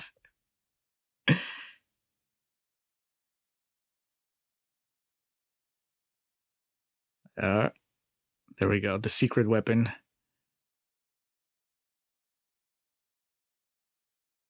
It's my cologne. Very nice. He just like opens it and gin.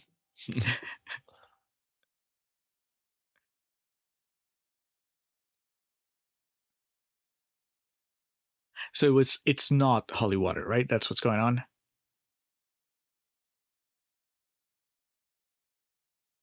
Yeah, I'm trying to remember how this plays out.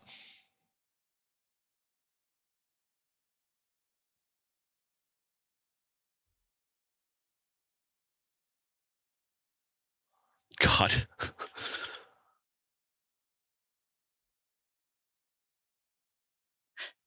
Poor Jason Miller having to keep a straight face. He's just like in his head, he's like, man, this is really fucked up. Hell of a shot there. Outstanding. Yeah. Friedkin behind the camera, just twirling. Just saying to himself, I'm a goddamn genius. He's doing the the fist bump, the Jonah Hill fist bump in Moneyball. Yes.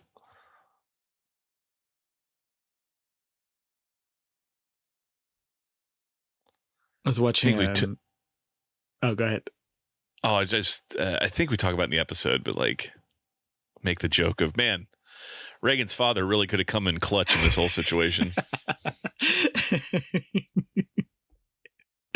He's like on the phone. He's like, so do you take her to the doctor? Do you take her to the psychiatrist? Do you do an MRI? Oh, this is my fault. It is. It's my fault she's possessed. I was watching an interview with Timothy Oliphant last night. One of those where, he goes through his career. And he was talking about how sometimes he'll be shooting something and, they call cut. And then his joke is he just goes like, don't worry, nobody's watching this. Nobody's ever going to watch this. And I wonder if Jason Miller is like talking to Linda Blair there with all the makeup and the filth. And he's thinking, well, I don't think this is going to make it to theaters anyway. Her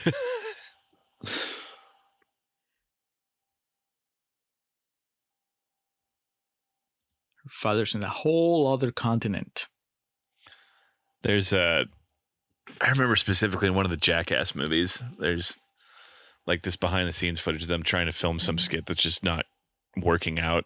And one of the cameramen or whatever, you can just hear him go, like, really frustratedly. He's like, this is just going to go straight to the DVD. Like, he's aware of that it's not going to see the actual theater, which turned out to be true. Goes straight to the patron. There you go. Cutting room floor. So he just said it wasn't holy water. So is it Pazuzu fucking with him? You know, Pazuzu knows that it's not holy water, but he's going to react like it's holy water just because that helps confuse them even more. And but still, he was able to get the recording of whatever's living in there. Right.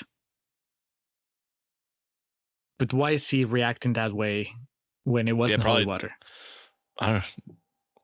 Well, look at Jason Miller's face, and I think Pazuzu won that round because he is terrified right now.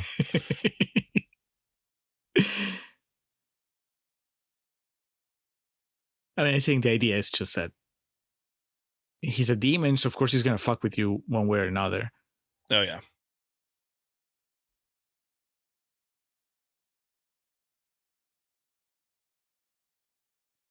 And hands. It's Idris Elba.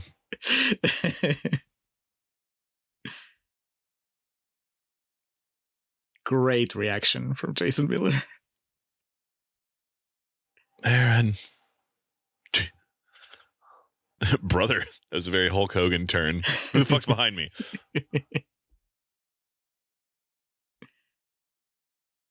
So, all right. So he's calling for... Pazuzu's calling for Father Merrin. So that tracks with the idea that this was all a ploy to get Father Merrin.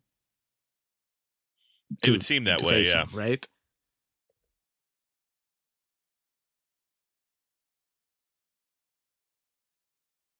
But that doesn't necessarily mean that Father Merrin like unleashed them on Reagan. It's just that no. Father Merrin is maybe a priest that he has a history with, which would track with what we see in part 4 when we see it. Well, it's at the beginning too. I mean, that's again the way I read it at this point in my life is he senses the presence and the danger. So yeah, they had a run in the past. Oh, I'm so cold.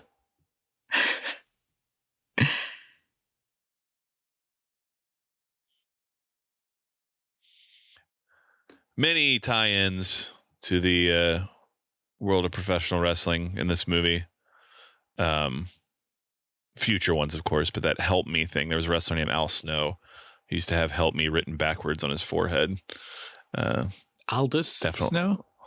Aldous Snow? Yeah. No. Did he do it as a, was he referencing The Exorcist? Yeah. Was he supposed to be possessed? Yeah, that was the whole deal. He had like this head that he talked to, a mannequin head. And, yeah. Got over like crazy. People, he would just come out with the fucking head. And his theme song in ECW was Breathe by Prodigy.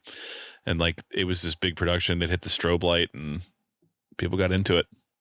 But yeah, when I was a kid and I saw that, I didn't make the connection. There's that. Several dudes have used like Pazuzu on their gear. There's a wrestler named Danhausen whose makeup is pretty much Pazuzu.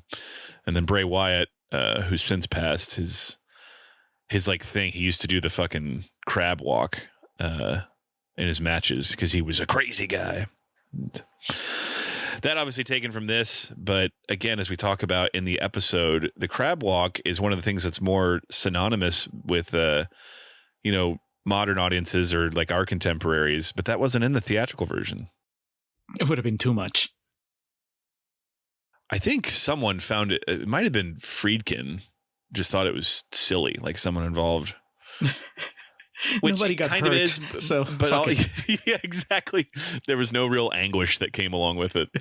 He watched the first cut, and he was like, "Nope, you can tell no one's in real pain here. I don't like it." Dude, they just mentioned Africa and those two old priests that we're talking about. Yeah. So There he is. He looks like Einstein in Oppenheimer. Damn it, you beat me to it.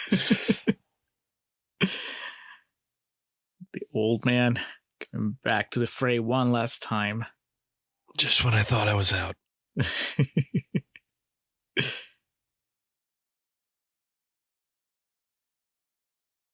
not gonna make it, man.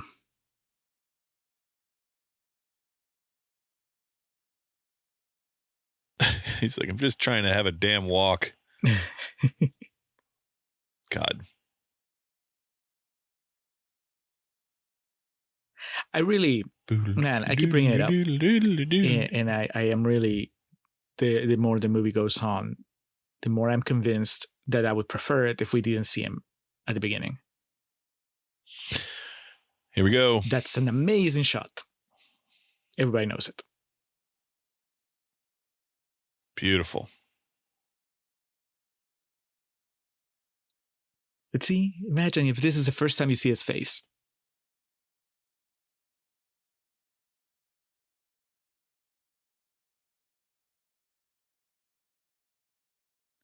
Father Karras, you raised for some shit?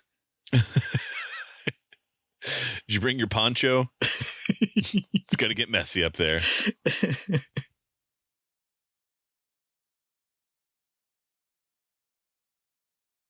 Yeah, I think, as is clear by how much I've talked about it and kind of dissected my would-be opinions on it, the opening with Marin, I think you're right, though, to a certain extent. Like, because we just kind of see him struggling. We don't know with what, but he's struggling at the beginning, and I think there would be some potential value cinematically, and like, you know, he's the heavy that you call in here at the end, and you don't see him until then. Because yeah, that shot, obviously the famous shot of this movie when he steps out of the cab, is like, okay, daddy's home, something big's about to happen. Everything is going to be okay now. Yeah, he's got his nightgown on. Like, I get that prologue is supposed to help you maybe understand, like, fill in the blanks that this guy has a history with Pazuzu.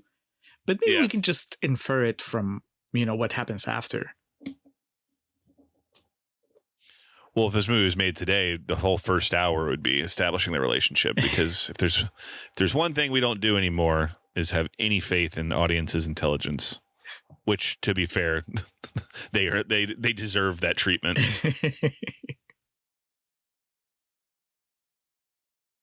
If this movie was made today, they'll be quipping the entire time, and it would be called The Pope's Exorcist.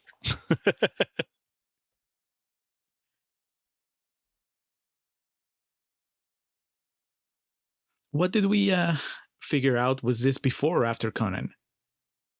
This? Yeah. This is 10 years before Conan, 9 years. Okay. So his star turning part as the king in Conan was way ahead of him. Yeah. Where he's so immersed in his character that I didn't even recognize him the first time around.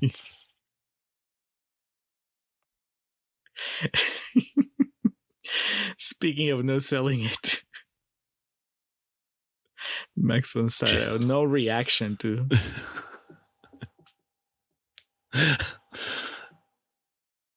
It is so baller how he's just like, look at he's just flinging the holy water around. He's like, I've been here before. This ain't shit.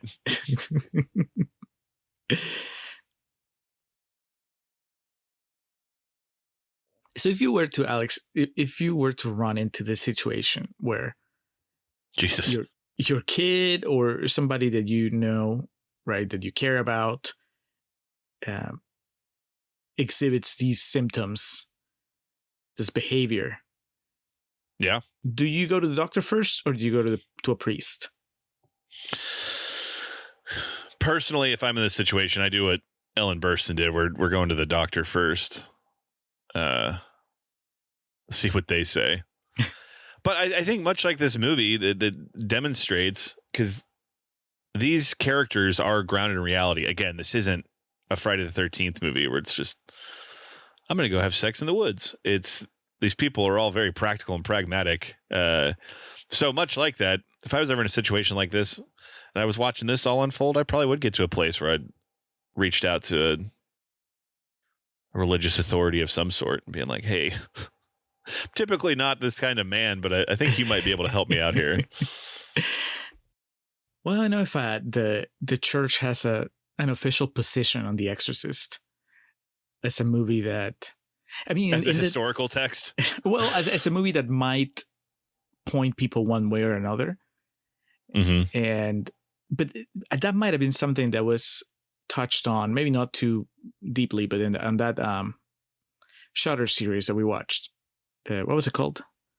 Cursed movies or cursed films? Yeah.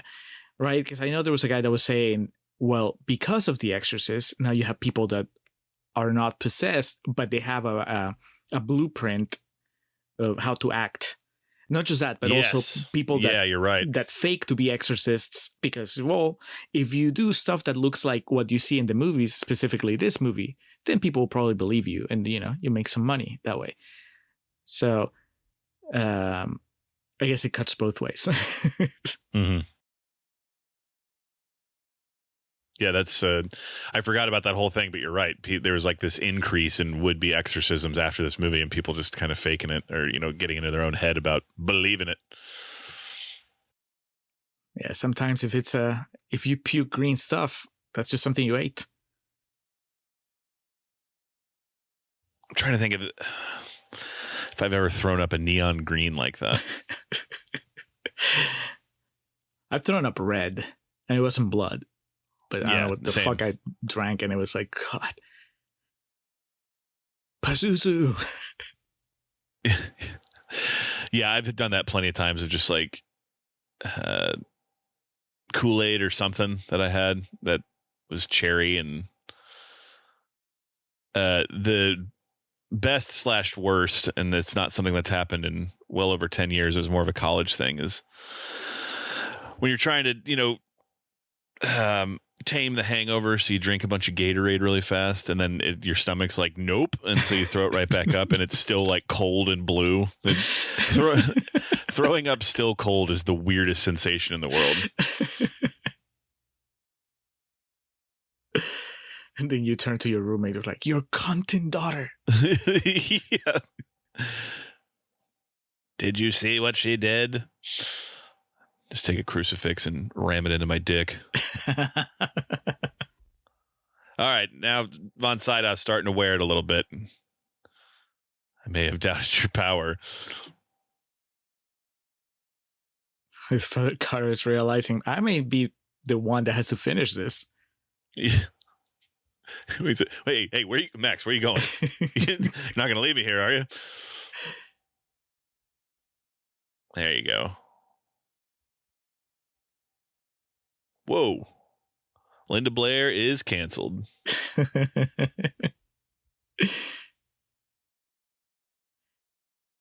But see, so Pazuzu has always had the power to make the walls crack and close the doors and all that stuff, right? He just chose not to use it. He's just using it now because it's all getting real. It's the crescendo. Yeah. So technically, he could have somehow caused the director to die. Oh, yeah. I think that it's obvious Pazuzu was somehow involved in that, but... Oh, shit.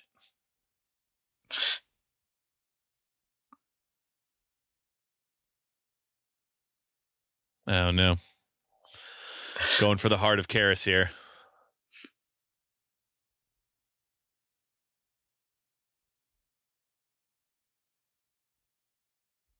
God. Karis looks so scared. Wouldn't you be? I mean, I would be, but I'm not a priest. It's this movie's so cliched and it's so like just embedded into the imagery of like film that it's sometimes so easy to forget how terrifying the things in context in this movie are. Ugh. But see, you look at this and you're like, oh yeah, Ghostbusters and Sigourney Weaver floating. Well, hold on.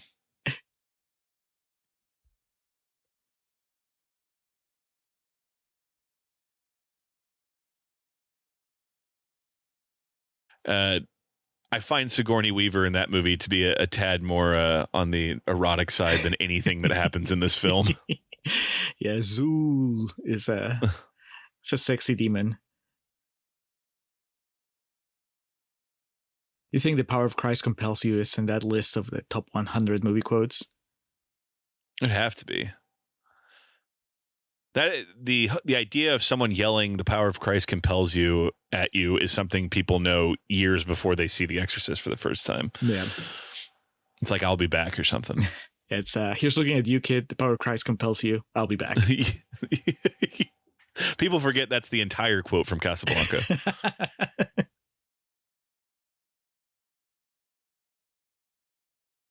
Man, poor Double axe handle. Linda Blair exhausted after every shooting day. No shit, man. Meanwhile, Ellen Burstyn sitting out the climax, drinking a cappuccino. Her trailer.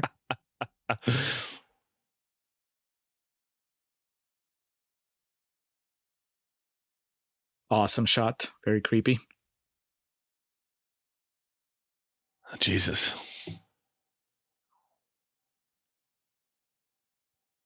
Here's the thing, with just like a massive boner.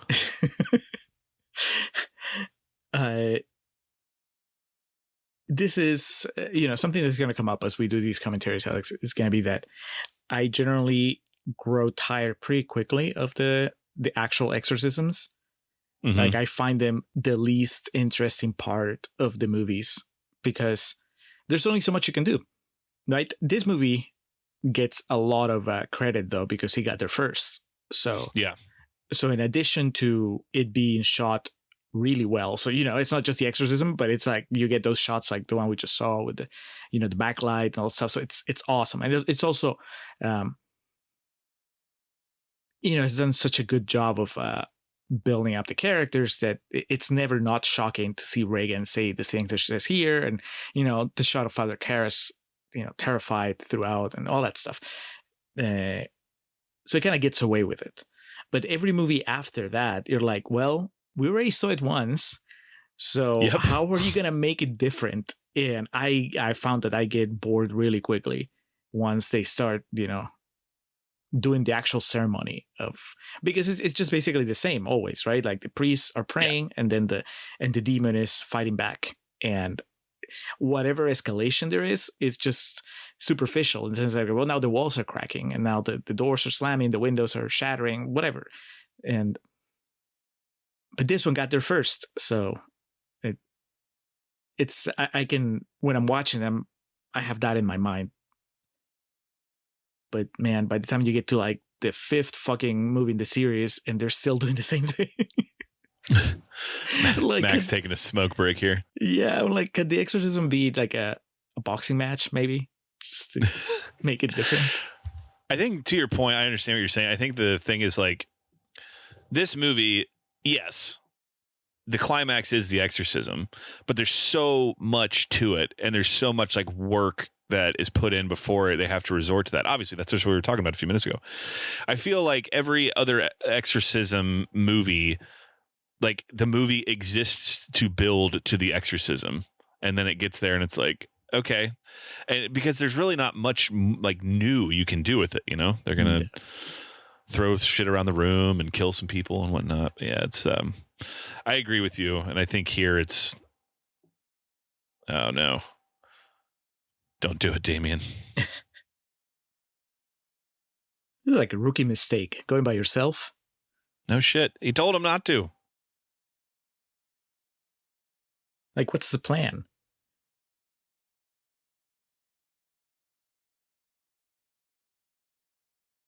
Just gotta grab a pillow. Like this?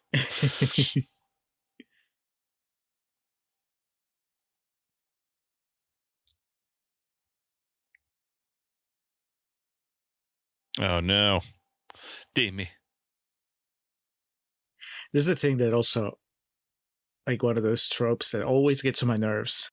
Not here because I understand the circumstances, but when a character that should know better based on everything we've seen in the movie and everything they've seen falls for one of those tricks where the bad guy is pretending to be somebody they love. Yeah. And Dream Hunters, the third Nightmare on Elm Street movie. Like, that is one of the worst, I feel.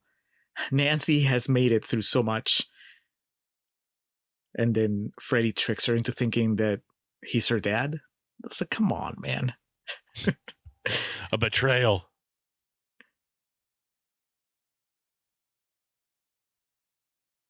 Man. Father Karras getting benched. It's like, call the butler. I was about to make a football reference. I was going to say, much like Russell Wilson on the Giants, and you would say, who is that? Yeah.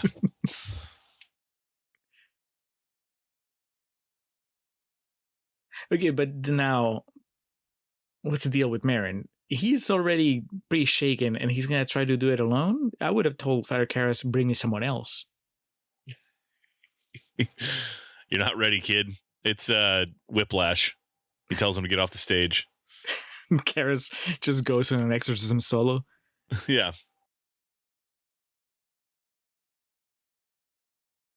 Oh, man. Just old and frail. That's how I feel when I have food poisoning.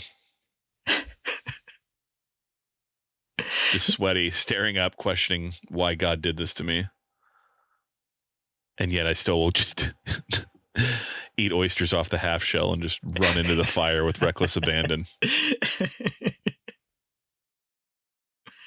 The power of Christ compels you to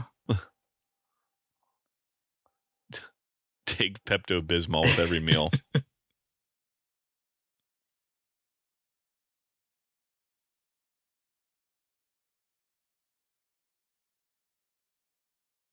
I'm sure if those of you have heard me, or both of us, talk about The Exorcist on that bonus episode we did a couple years ago, you know that I really liked the movie. I thought it was amazing, but I had issues with the ending.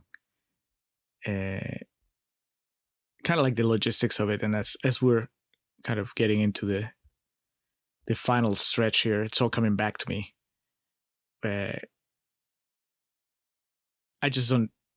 I don't know what the plan is, Alex.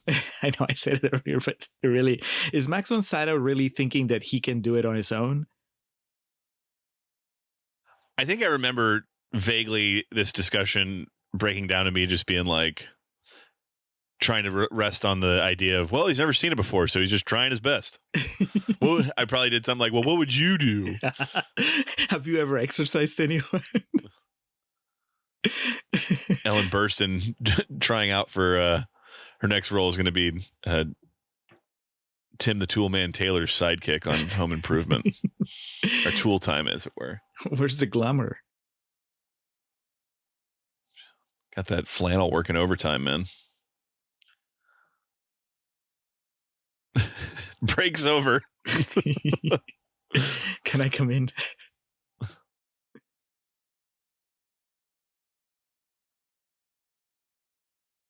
I don't remember. Do we see the cop again? Oh, there he is.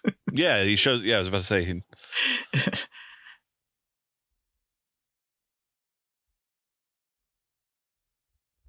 Man. I think we need to talk.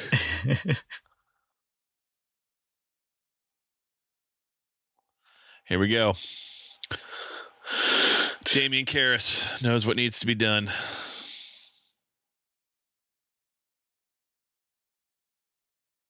Like, I can just, like, rationally, I know, right? He's only human, Father Marin, right? And so he might have thought that, especially when the entirety of your profession is about believing that God is on your side, then of course you'll be like, well, God is on my side, so there's no way I'm going to lose this one, even if I go by myself. But maybe... Oh, fuck. Oh, it's about to happen?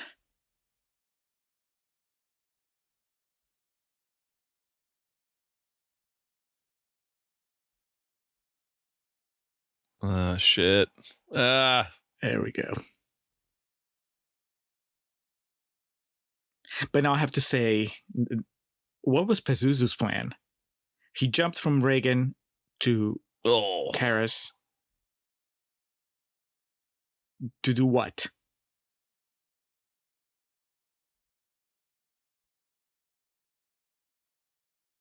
I guess, was his plan to take over Karis, but he didn't anticipate Karis Oh, Jesus. I killing forgot how himself. fucking violent it is. Like the just blood everywhere.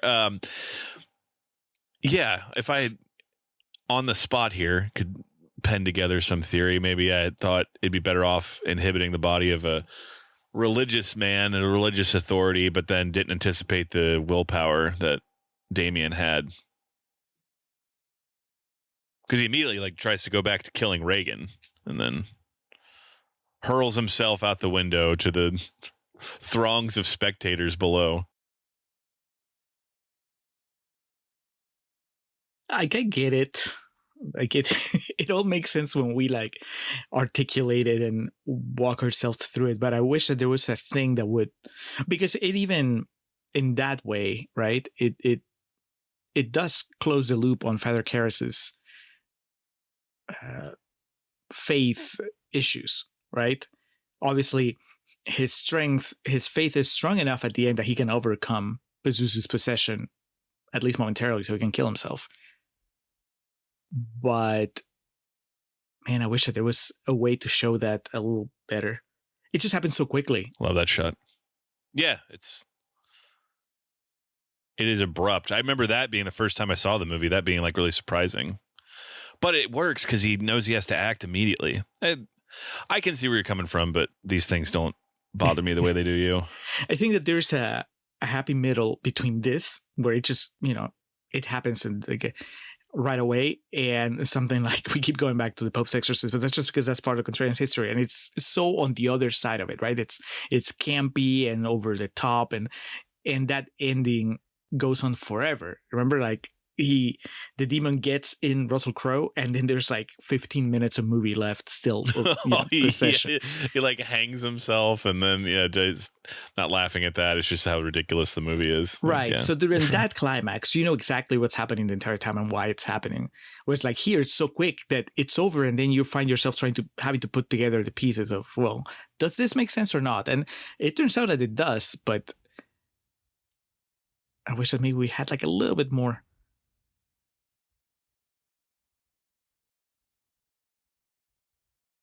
But you do get, at least the most important thing is you do get that he won. Yeah. They're moving? Why? Did something happen?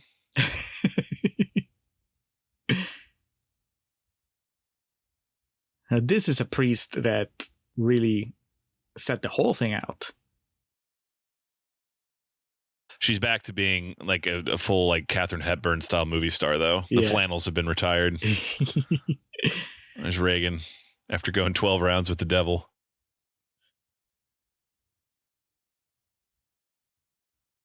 She appreciates God.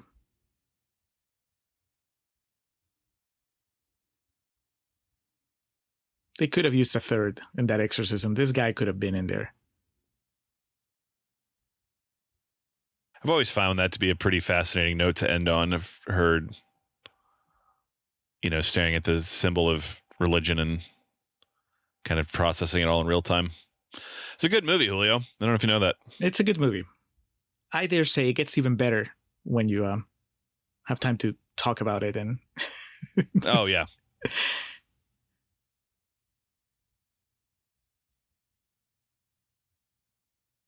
Nice.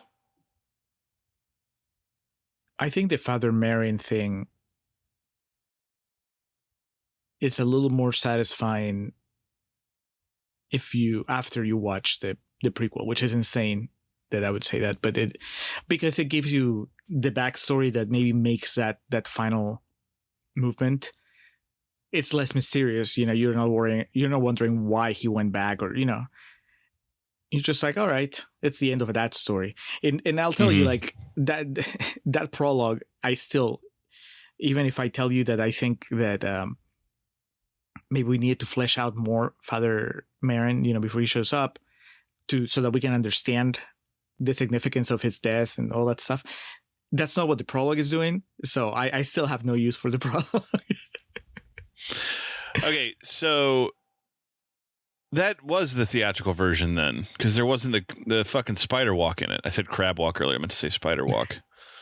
I don't fucking remember. Because there was like the shot of Karras seeing his mom, Yeah. where he's yelling for it. But I mean, I remember in whatever version we watched last time for the movie, there was like the fucking flashes of Pazuzu in there. So I don't remember all the fucking breakdown, but go back to the episode, listen to it. We talk about it there. But yeah, this was the HBO Max version. The Blu-ray I own is the version you've never seen, which is the one everybody's seen now. Correct. Yes. It's so funny. You wouldn't think like fucking 4 or 5 minutes of film would make such a big difference, but to a lot of people they do, especially William Friedkin. So that was The Exorcist, the first installment in this line of commentary tracks. Very much a pro-God movie, Alex. I think that's what that final scene does. This is still a 5-star A+ affair for me. Julio, was this a 4-star movie for you? Yeah, I think it's a 4-star. I can make more sense of the ending, but it's still, I don't like that I have to make sense of it. You know what I mean? Like the 5-star movies, they just wash over you right away, and you're like, I get it. William, you got to hold Julio's hand, man. It's not about holding my hand. It's about, sprinkling more bits of, it's not even like the information necessarily, but the idea that you bring this guy that's like the best of the best, and then his failure, it even happens off screen, and there's some value to Karras walking into the room and Max von Sydow is already dead. But I don't know. I just feel like there's something that doesn't click very well for me in the way that things happen and that exorcism at the end.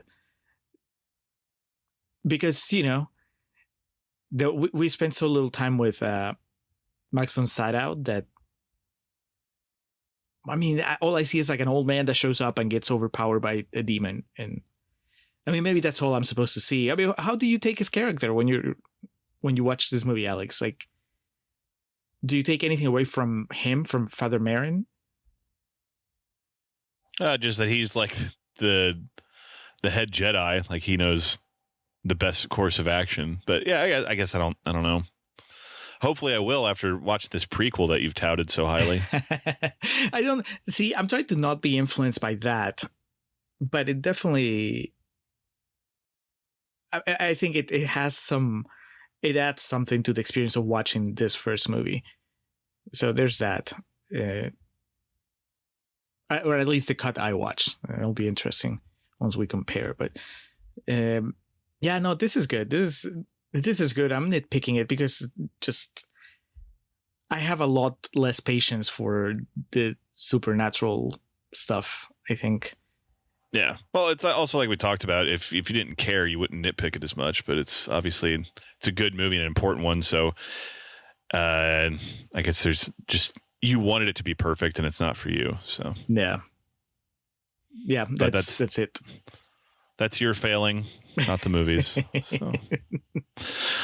All right, Julio, listeners, thank you. And we'll be back before too long with Exorcist 2. Exorcist 2, which, like I said, I've seen once and I would never watch again, except that, we have to do it for this thing. And Alex has never seen it. Of course, Alex, I mentioned it somewhere, I think maybe on the Patreon chat, but you should watch it before we do the commentary because there's no way that you can just kind of follow that movie. Yeah. The first time around while talking about it. And, yeah, I don't anticipate you liking it, but that's part of the fun. Very well. All right, but that's it. I had to keep reminding myself that this goes on the main feed. So this is a main feed episode. So thank you, everybody, for listening. And we'll talk to you again soon. Take care. That summer of 19